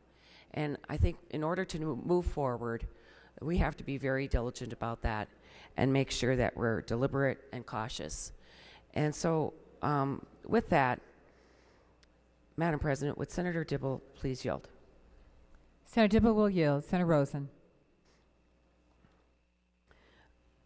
And perhaps, thank you, Madam President, perhaps, Senator Dibble, you already explained the doctor-patient relationship, but when there's a substance that we have, which is, you have this variable quality and strength, we're putting our doctors in a very tough position So how do the doctors advise their patients on the use of cannabis? Senator Dibble. Senator Dibble. Thank you, Madam President. Senator Rosen, with all the available information that they have at their disposal today, I think doctors work with patients every single day. They have all kinds of conversations with their patients on all kinds of things, and so I wouldn't presume to know better or to judge. I think docs are professionals, talented professionals who have these kinds of conversations, what's available, what's not available, what are benefits, what are drawbacks, et cetera. Senator Rosen. Thank you, Madam President. Well, Senator Dibble, therefore, if I understand, the patient is then left to choose a product that has no medical or pharmaceutical background, and there is no other medication on the market that we allow that to happen. Therefore, Madam President, I have the A47 amendment. Secretary will report the amendment.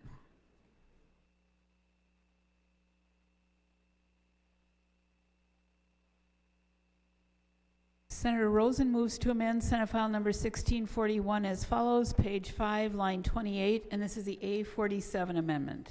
Senator Rosen. Thank you, Madam President. And members, this is a reasonable amendment. I feel this is a common sense amendment because it's going to provide us consistency, which we need. We need uniformity and consistency. And I believe you probably already talked about the quality issue, and to me that is a great concern. And as an old retired agronomist, I think I would like to know what those products have been used and what they've been grown with. So if we can have a list, that basically the amendments including a list of all active ingredients on the packaging, I think, Senator Dibble, I hope you'll accept this amendment, because to me that is a step towards uniformity and being consistent and being responsible with this medication. Senator Dibble. Thank you, Madam President. Thank you, Senator Rosen. Yeah, I think this is a good amendment. I would accept this as a friendly amendment. Thank you. Any more discussion on the amendment? All those in favor say aye. Opposed, nay. Motion prevails. The amendment is adopted. Senator Rosen. Thank you, Madam President. Thank you, Senator Dibble. Madam President, would Senator Dibble please yield? Senator Dibble will yield. Senator Rosen. Madam President, Senator Dibble, does the Board of Medical Practice have any involvement in this to conduct investigations of any physicians' wrongdoings when they are approving medical cannabis for patients? Senator Dibble. Thank you, Madam President. And Senator Rosen, there's not a specific call to the Board of Medical Practice to do so, but that, of course, is something that the Board of Medical Practice does and can do. And in fact, as you're looking back in some of the data practices section 14, we allow for the use of data that's otherwise classified as not public or private to be provided to the Board of Medical Practice if there is reason to believe that a practitioner provided written certification without a full assessment, without doing the sorts of things that we would expect them to do. So, violating standard of care for evaluating medical conditions and the like. So I don't know that there's a special need to call to the Board of Medical Practice to regulate the activities of physicians in this arena, because they will and they can. But there's acknowledgement that they may well do so because, of course, they're entitled to data about physicians and their practices in the context of providing these written certifications for this purpose. And Madam President, Senator Dibble. I didn't do a page and reference number, so that's on page 14. If you look at line 14.5, paragraph 4, in the data practices section.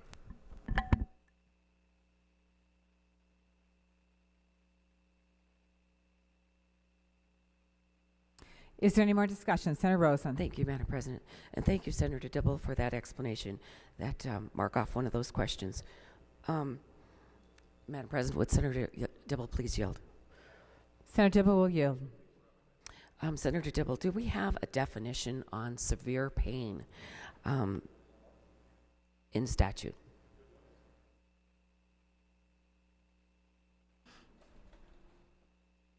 Thank you, Madam President. Senator Dibble. Thank you, Madam President.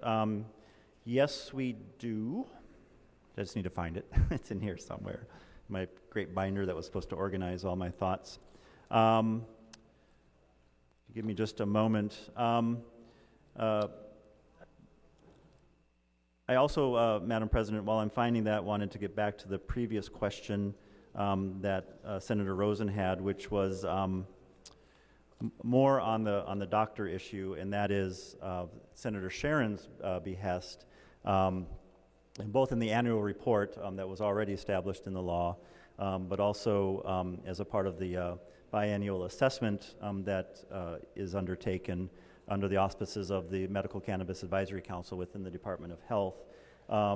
We call for development of a method to track practitioners who are providing written certifications to register qualifying patients and the debilitating medical conditions that have been certified by these practitioners. So we're gaining a data set around who's prescribing, in what numbers, and for what purposes. And so we'll have some sense of who's providing those sorts of things. I'm still thumbing through my binder here for the definition of intractable pain.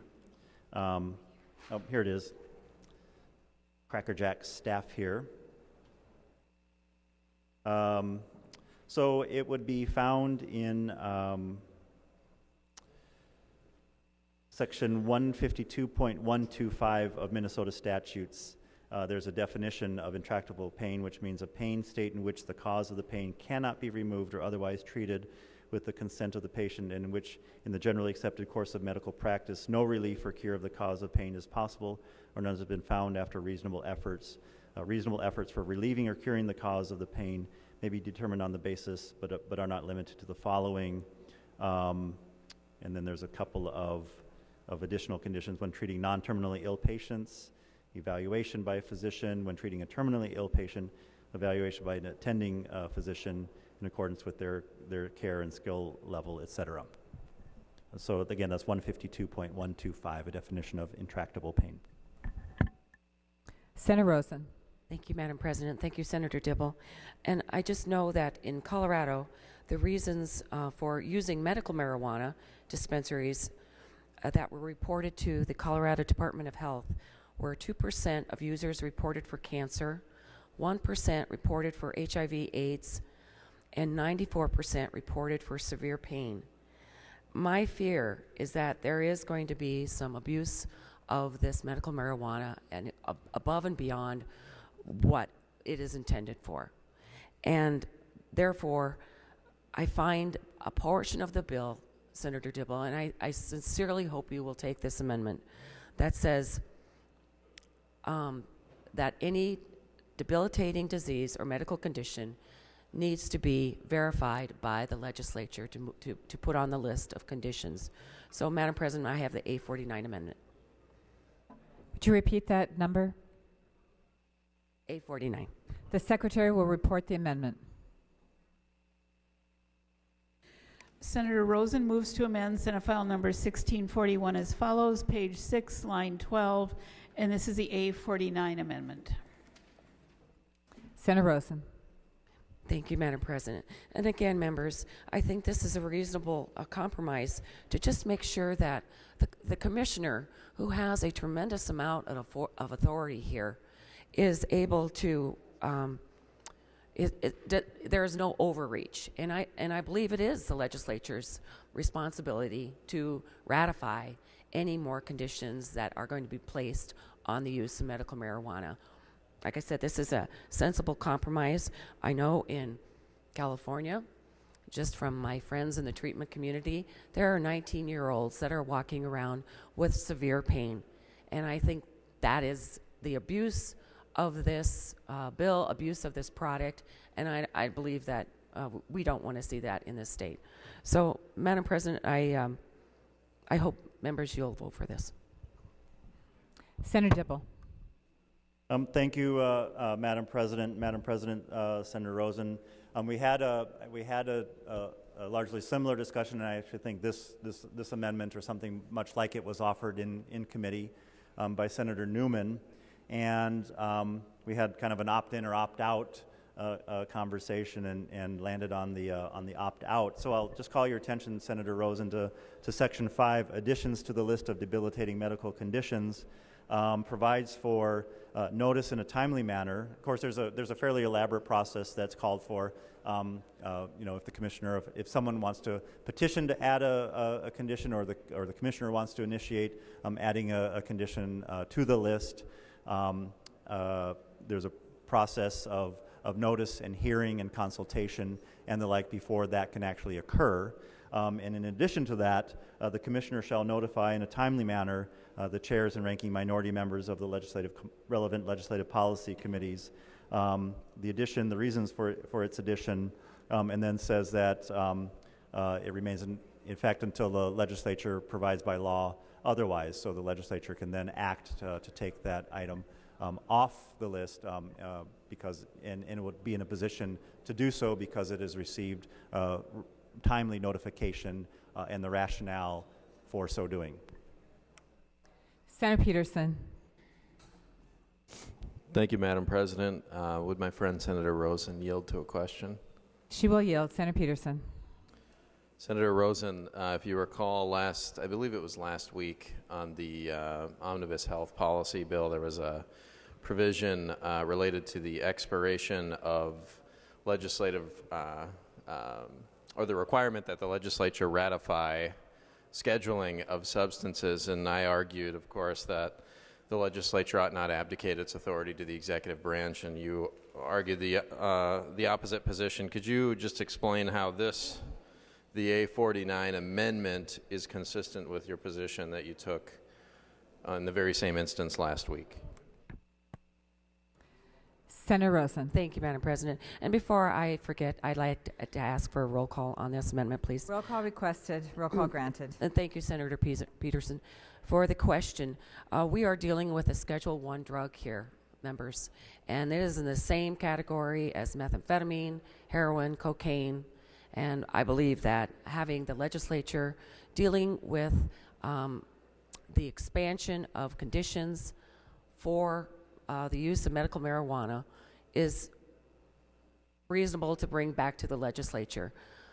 Frankly, Senator Peterson, I'll be honest, it was the Board of Pharmacy bill, and I was just defending the board's position.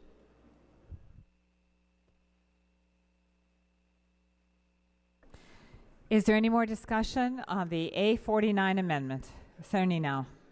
Thank you, Madam President. I rise to speak in favor of this amendment. We had a similar discussion, as Senator Peterson alluded to just a moment ago. We had a similar discussion about a week ago with what should the legislature retain as far as its authority, and should we be a reactive or a proactive body?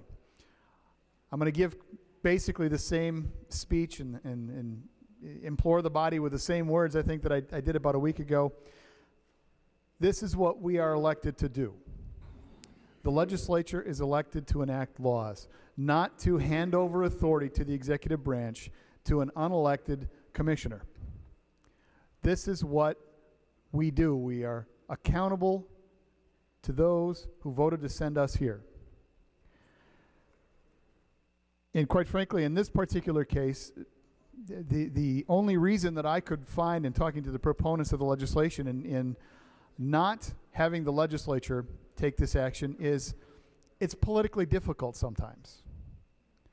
Well, unfortunately, that's true. But unfortunately, that's what we're sent here to do, is to deal with politically difficult bills and proposals like the one before the body here today. This, in my opinion, is not a perfect proposal. There are things in here that I would change. This is one of them. This is one of them. And I will thank Senator Dibble and the proponents that are not in the chamber for having a very open ear in listening to many of the suggestions and concerns that I had as this bill has changed and morphed as it's gone through the legislative process and through the committee process, and I'm glad that it did that here in this body. This is one of the things that I've highlighted from the very beginning that I have a problem with, because I very jealously guard the legislature's authority, and I very reluctantly hand it away to the executive branch. So I would urge and I would ask the members to support this amendment.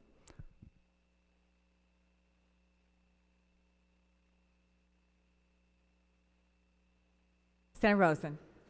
Thank you, Madam President. Are we under a call, Madam President? We are. Madam President? Yes. Are we under call? We are under call, Senator Rosen. Okay, thank you. Is there any more discussion on the A49 amendment? The Secretary will take the roll.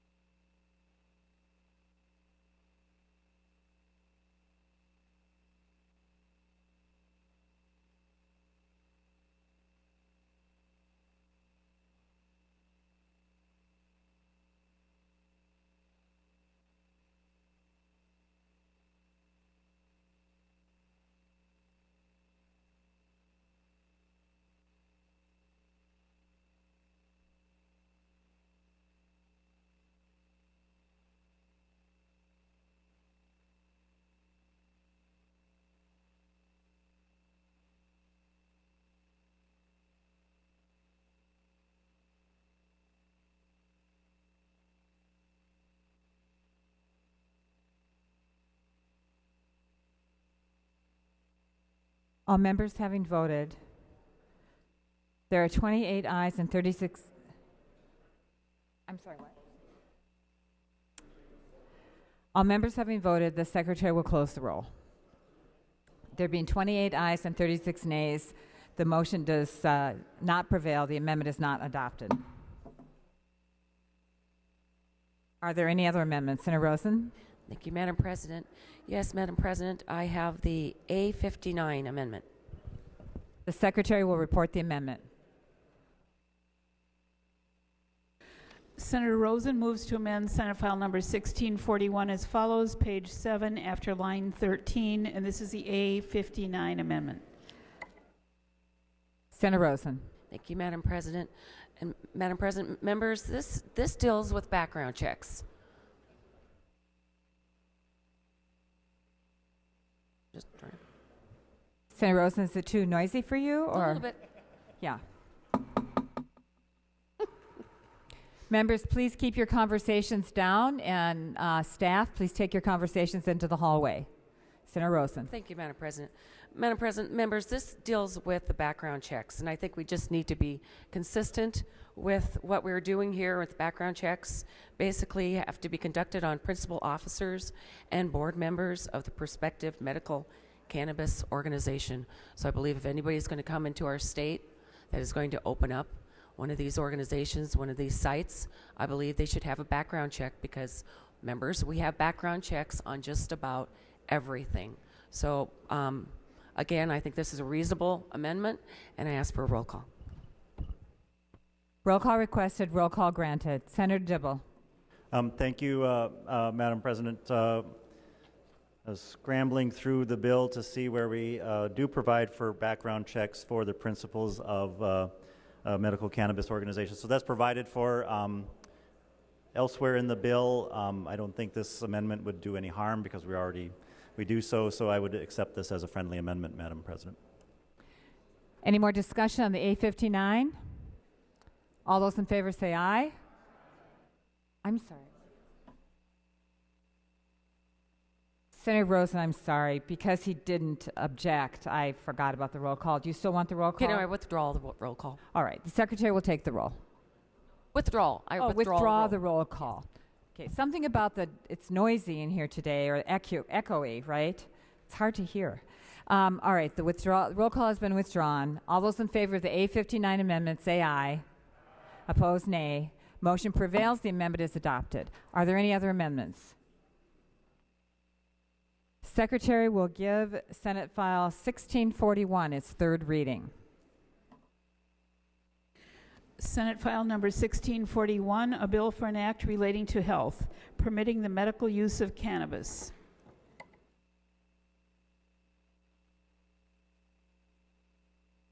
Secretary will take the roll. Oh, sorry. Senator Ingebrigtsen. Thank you, Madam President. Just a few comments. Members, we've had a robust, at the very least, conversation today about an issue where I think, I happen to believe that we're on I don't care whatever term you come up with. I think I did hear Senator Westrom talk about a slippery slope here a while ago. That was the first time it was used today, but nevertheless, I think we are heading in the direction, if this gets passed, of a real different complexion to the state of Minnesota. And my fear is, and has always been, about not law enforcement, but about the kids, and what kind of a message we're going to be sending to them, and especially in light of the studies that have been done, and from the White House, where they have done extensive studies and spent literally millions and millions of dollars on this issue. And members, you know, I've been using the term law enforcement an awful lot here today, and I tried to qualify that the other day, that it isn't just about law enforcement. Law enforcement is, quite frankly, the first responder that deals with problems and that result from all kinds of drug abuse. And so I bring that expertise to this body, but quite frankly, let's never forget what their job is. Let's never forget why they take a stand that they're taking today. It's because of public safety, and that should send up a red flag for everybody. So members, I ask for a red vote today. Let's put this back on the table of discussion. And it sounds like that the FDA is about a year and a half away from okaying the CBD portion of marijuana, and I think you will see law enforcement, prosecutors, and a whole lot of other folks that are concerned today stand down, and be just fine with the FDA-approved stuff. So members, I ask you to vote red today, because I think it just needs an awful lot of work. Senator Limmer. Thank you, Madam President. Earlier in the presentation, there was a representation that perhaps Sheriff Stanek from Hennepin County may have been in support of this bill. I called the sheriff to confirm that, and in a text written back to me, just to clear any question, Sheriff Stanek is not in support of this particular bill. Senator Uyghur. Thank you, Madam President, members. At the beginning of the session, I wasn't quite sure how I would vote on this. I had concerns registered by law enforcement, treatment professionals, a number of these issues which have been given a good hearing, and I commend Senator Dibble and others for their work. But I didn't decide until last week. I had a call, and actually there was a message: I would like to talk to you about medical marijuana. And it was from my mother. And I thought, well, we're going to get a lecture about why it would be wrong. And Mom said, Uncle Bill is dying. Uncle Bill, who also lives in Maplewood, served his country proudly, worked very hard throughout his life, a good neighbor, and he's in the most courageous battle of his life now with cancer and endures a great deal of pain, like many others, young through old. Earlier there was mention that there's not too many Minnesotans that might be affected, so why are we spending time on this? For God's sake, if people are suffering and we have the ability to provide a way to alleviate that pain, let's hear their concern. Let's hear their prayer. To Mom, to Uncle Bill, to Uncle Bill's doctor who pleaded that the legislature take action, for those many people that are asking for us to take action to address their pain, I say, thank you for your participation, and I'm voting yes. Senator Nelson. Thank you, Madam President, members. Well, we've had a long discussion today. We all have compassion on those children who are not receiving medical treatments that are able to help with the particular medical conditions that are listed in this bill.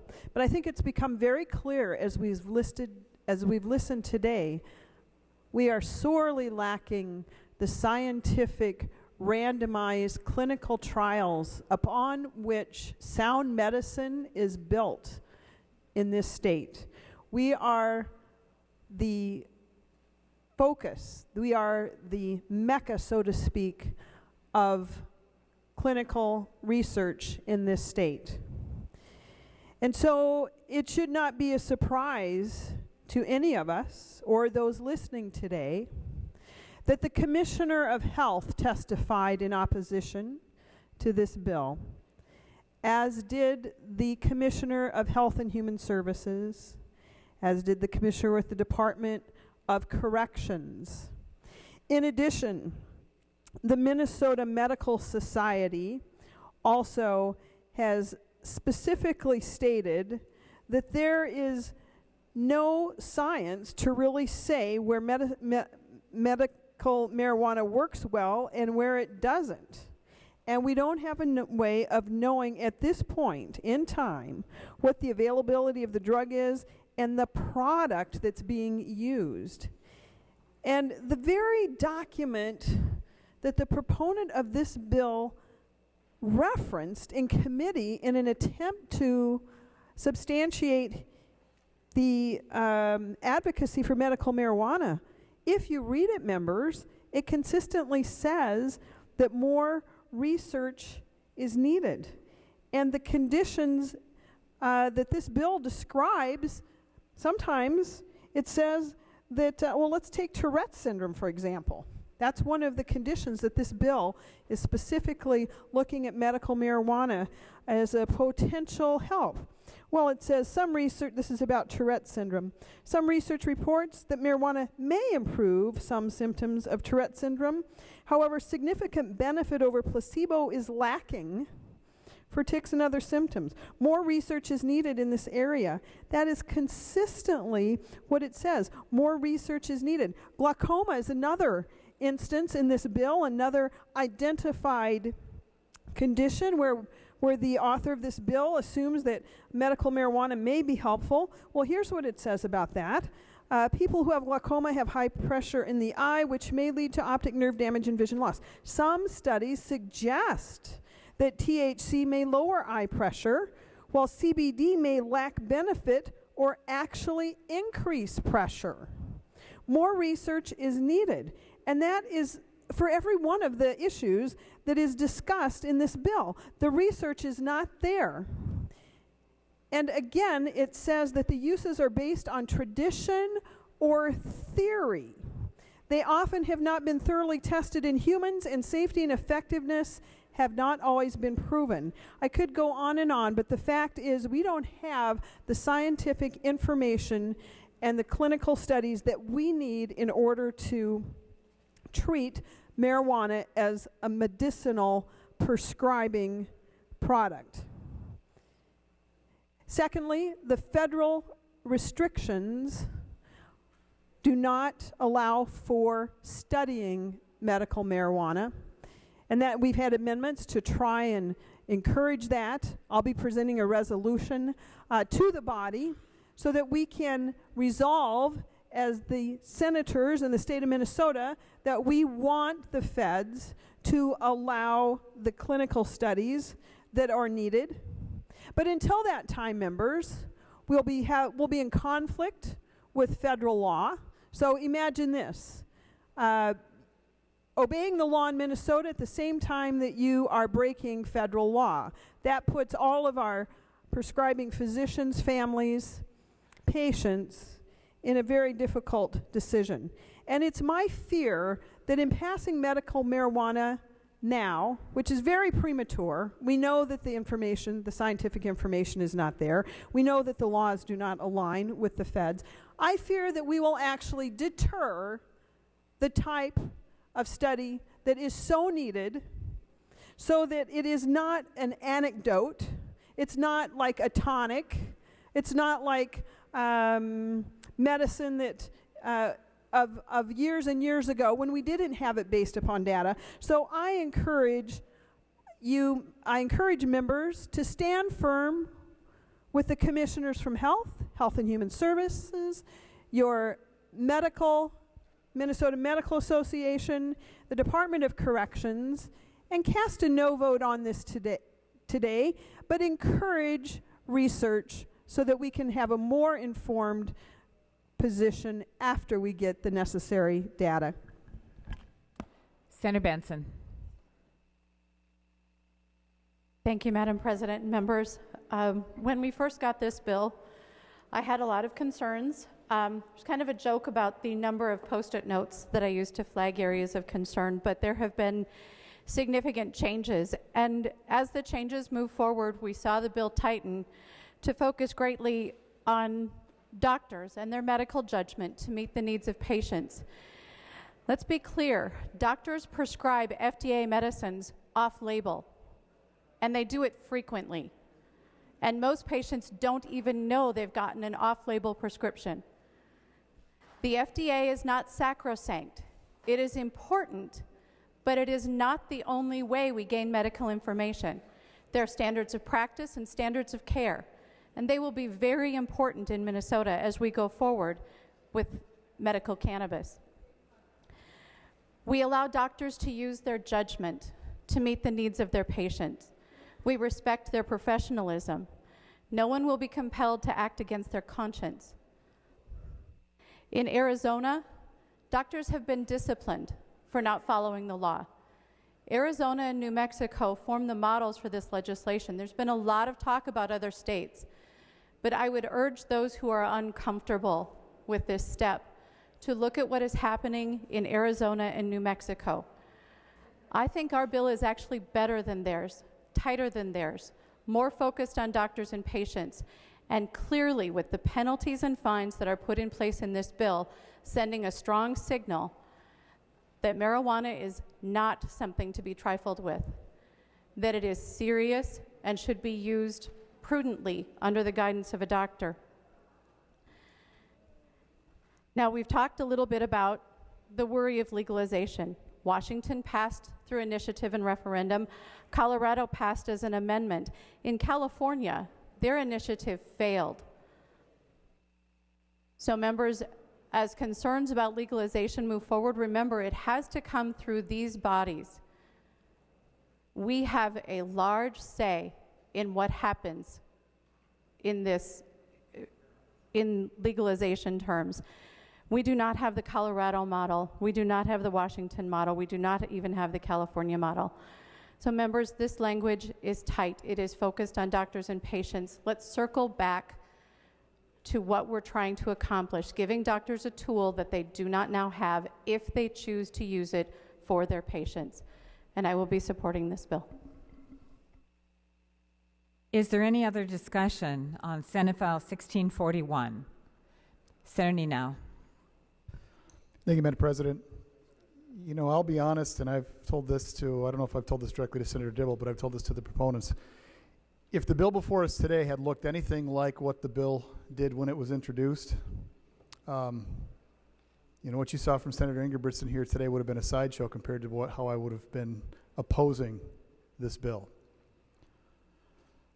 But it has changed dramatically, and I will give, again, compliments to Senator Dibble and the proponents of this legislation.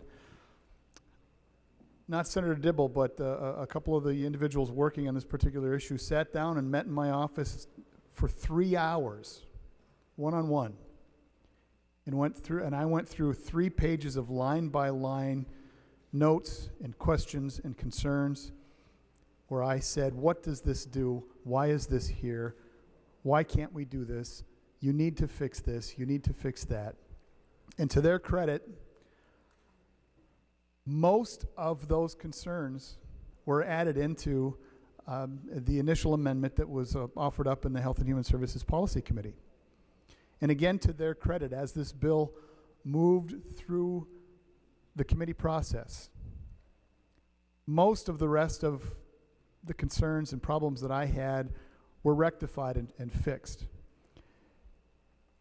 If I'm not going to stand here and try and convince you to vote one way or the other, but if your belief is that by allowing for the medical use of cannabis and allowing a doctor to tell a patient, this might help you, if you think that is the first step towards legalizing and recreational use across the board for everybody, you're never going to find any kind of medicinal cannabis bill that you can vote for.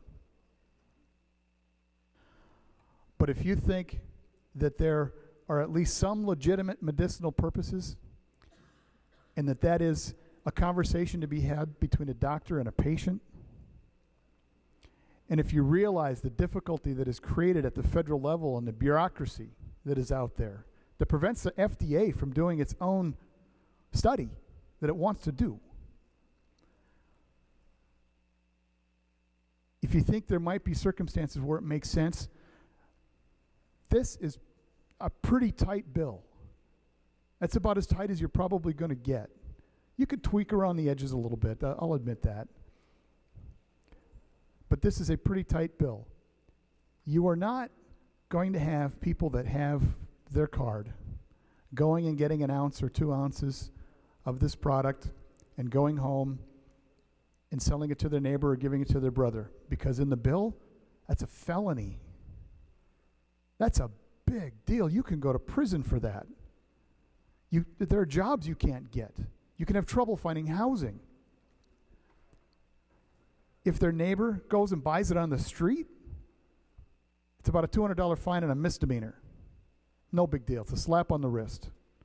But if somebody with one of those cards hands them a joint, it's a felony. That's a big deal.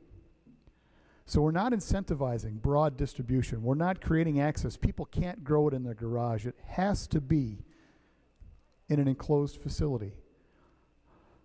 When proponents of this came to me initially and said, could you possibly support medicinal cannabis? What I said to them is, if you want to treat it like a medicine, then we need to treat it like a medicine. You need to have a closed system where it's not readily available to the public and they're making their own. We don't let people make their own morphine. We're not going to let people grow their own cannabis. We have a closed, tight system where a doctor has consulted with a patient and said, here are the risks and here are the benefits. And that's what they do every single day. There are some harsh medications that doctors prescribe every day that will do your body grievous harm, but it's going to save your life. And that's a cost-benefit analysis that a doctor and a patient have to make with one another. If we had a weaker bill than what we had in front of us, I would, without hesitation, vote no.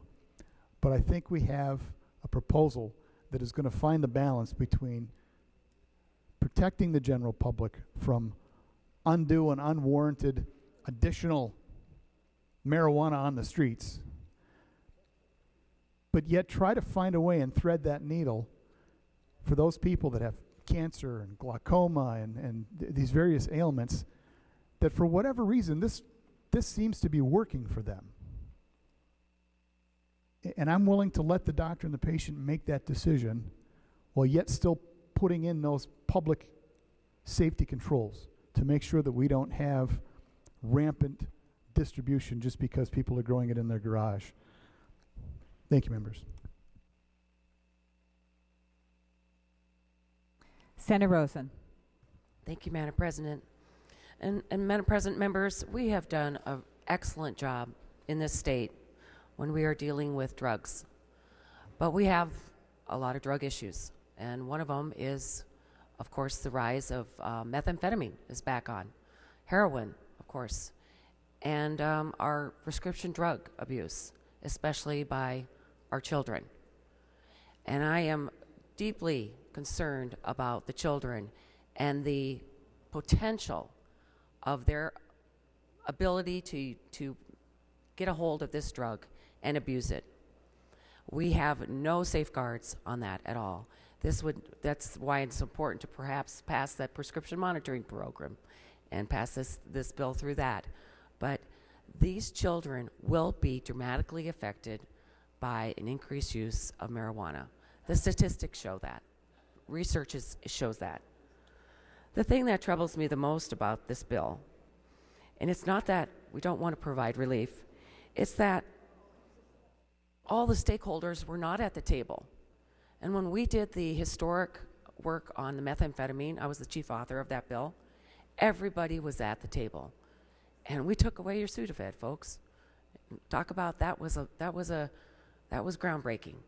But everybody came to the table and said, this is the right thing to do. And unfortunately, we don't have the consensus of everybody at the table on this bill. You still have law enforcement has great concerns. Our county attorneys have great concerns. Anybody that works with the adolescent community, children's psychologists have great concerns. The treatment community has great concerns. The other day, I had folks from my district from drug court, and I was talking to them about medical marijuana, and they laughed because they knew that there was so much ability for abuse with that. They didn't laugh because it doesn't work. They laughed because of the abuse, and that's where I'm going at. I'm very, very concerned about where we're headed and that we don't have the consensus of folks. Colorado passed medical marijuana in 2002. 2012, they legalized it. And I'm going to tell you, folks, I was born and raised there. I go back there quite a bit. My mom and my family, my grandbaby is there, my son. It is a different place. It is not the Colorado I grew up in. And if this is the direction, hopefully this is not the direction we are headed with this bill. I'm hoping that this is it. Medical marijuana is it. But if there's any intention of heading towards legalizing marijuana, we have got a serious situation on our hands. So I will not be voting for this bill today. Madam Chair, members, I do appreciate Senator Dibble's work on the bill, but I do believe there was some amendments that could have been adopted, that should have been adopted, and unfortunately, I believe we could have come up with a better bill that would have brought everybody to the table. Are there any more final comments? Senator Pratt. Thank you, Madam President. You know, I've been torn on this issue since the beginning of session, and I have the utmost respect for Senator Ingebretson and his concerns, and Senator Rosen and what she just said. I fully understand, and I've listened to the concerns of law enforcement and weighed those and listened to them very, very carefully. I also know how addictive marijuana can be, and have seen many young people go through treatment for abuse of this drug. However, my decision today and my vote today is based on several other factors. First of all, I'm pleased to see that smoking of medical marijuana was taken out of the bill. I think this was a move that adds credibility to its medicinal use.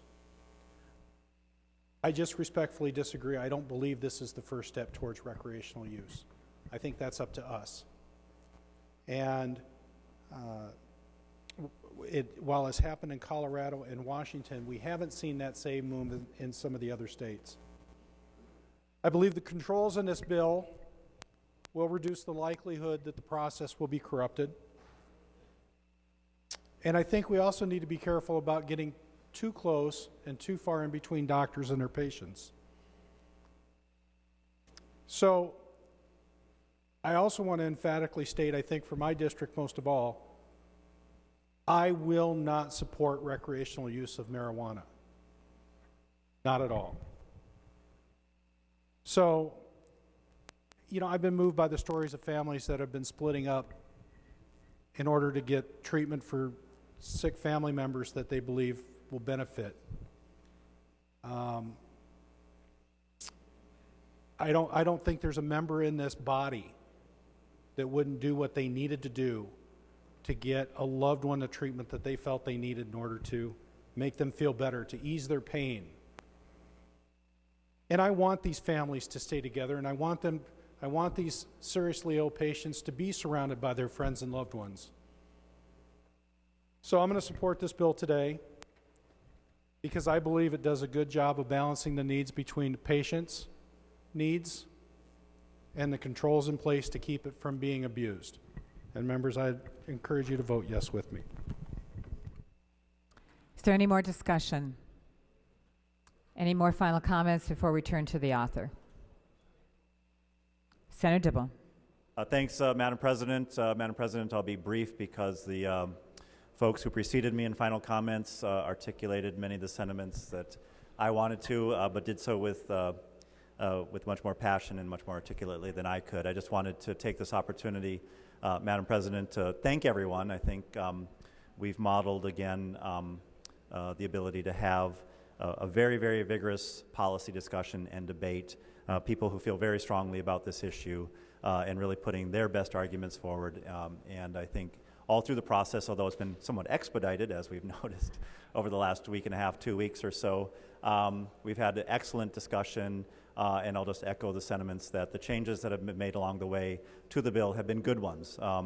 Well, not all good, but they've represented good compromise, and everyone has given a little bit, and I appreciate that. And I just really want to take this opportunity to express my profound respect and appreciation for folks who take a different view on this subject. And I understand that we have different perspectives, and we're responding to those perspectives. And that's appropriate, and we're representing those views energetically. But I also want to take the opportunity to say that I think we have a good bill, and we've responded to a lot of the concerns and done so actually in much better than even other states have done so. Those who are concerned about the implications around safety, security, and health, I think we've responded to those very effectively and very well. And we have the ability to respond with compassion to people who are suffering, who have nothing else available to them. That's the crux of this proposal. There's nothing available for a lot of folks to address the conditions and the circumstances with which they struggle. So we're trying to find that balance. And we're also showing and modeling to the state of Minnesota that we can grapple with complex issues and work through them and find solutions that work. And I think that's, if this bill were to become law, I don't think Minnesota will be changed profoundly. Minnesota will make true what's always been true about Minnesota, and that is we extend that hand of compassion. We work through complicated issues. We work together to solve problems that exist in the lives of Minnesotans. So again, thank you very much for this long and excellent and respectful debate. If I got a little cranky from time to time, I apologize. It was always with love. So thank you very much, Madam President.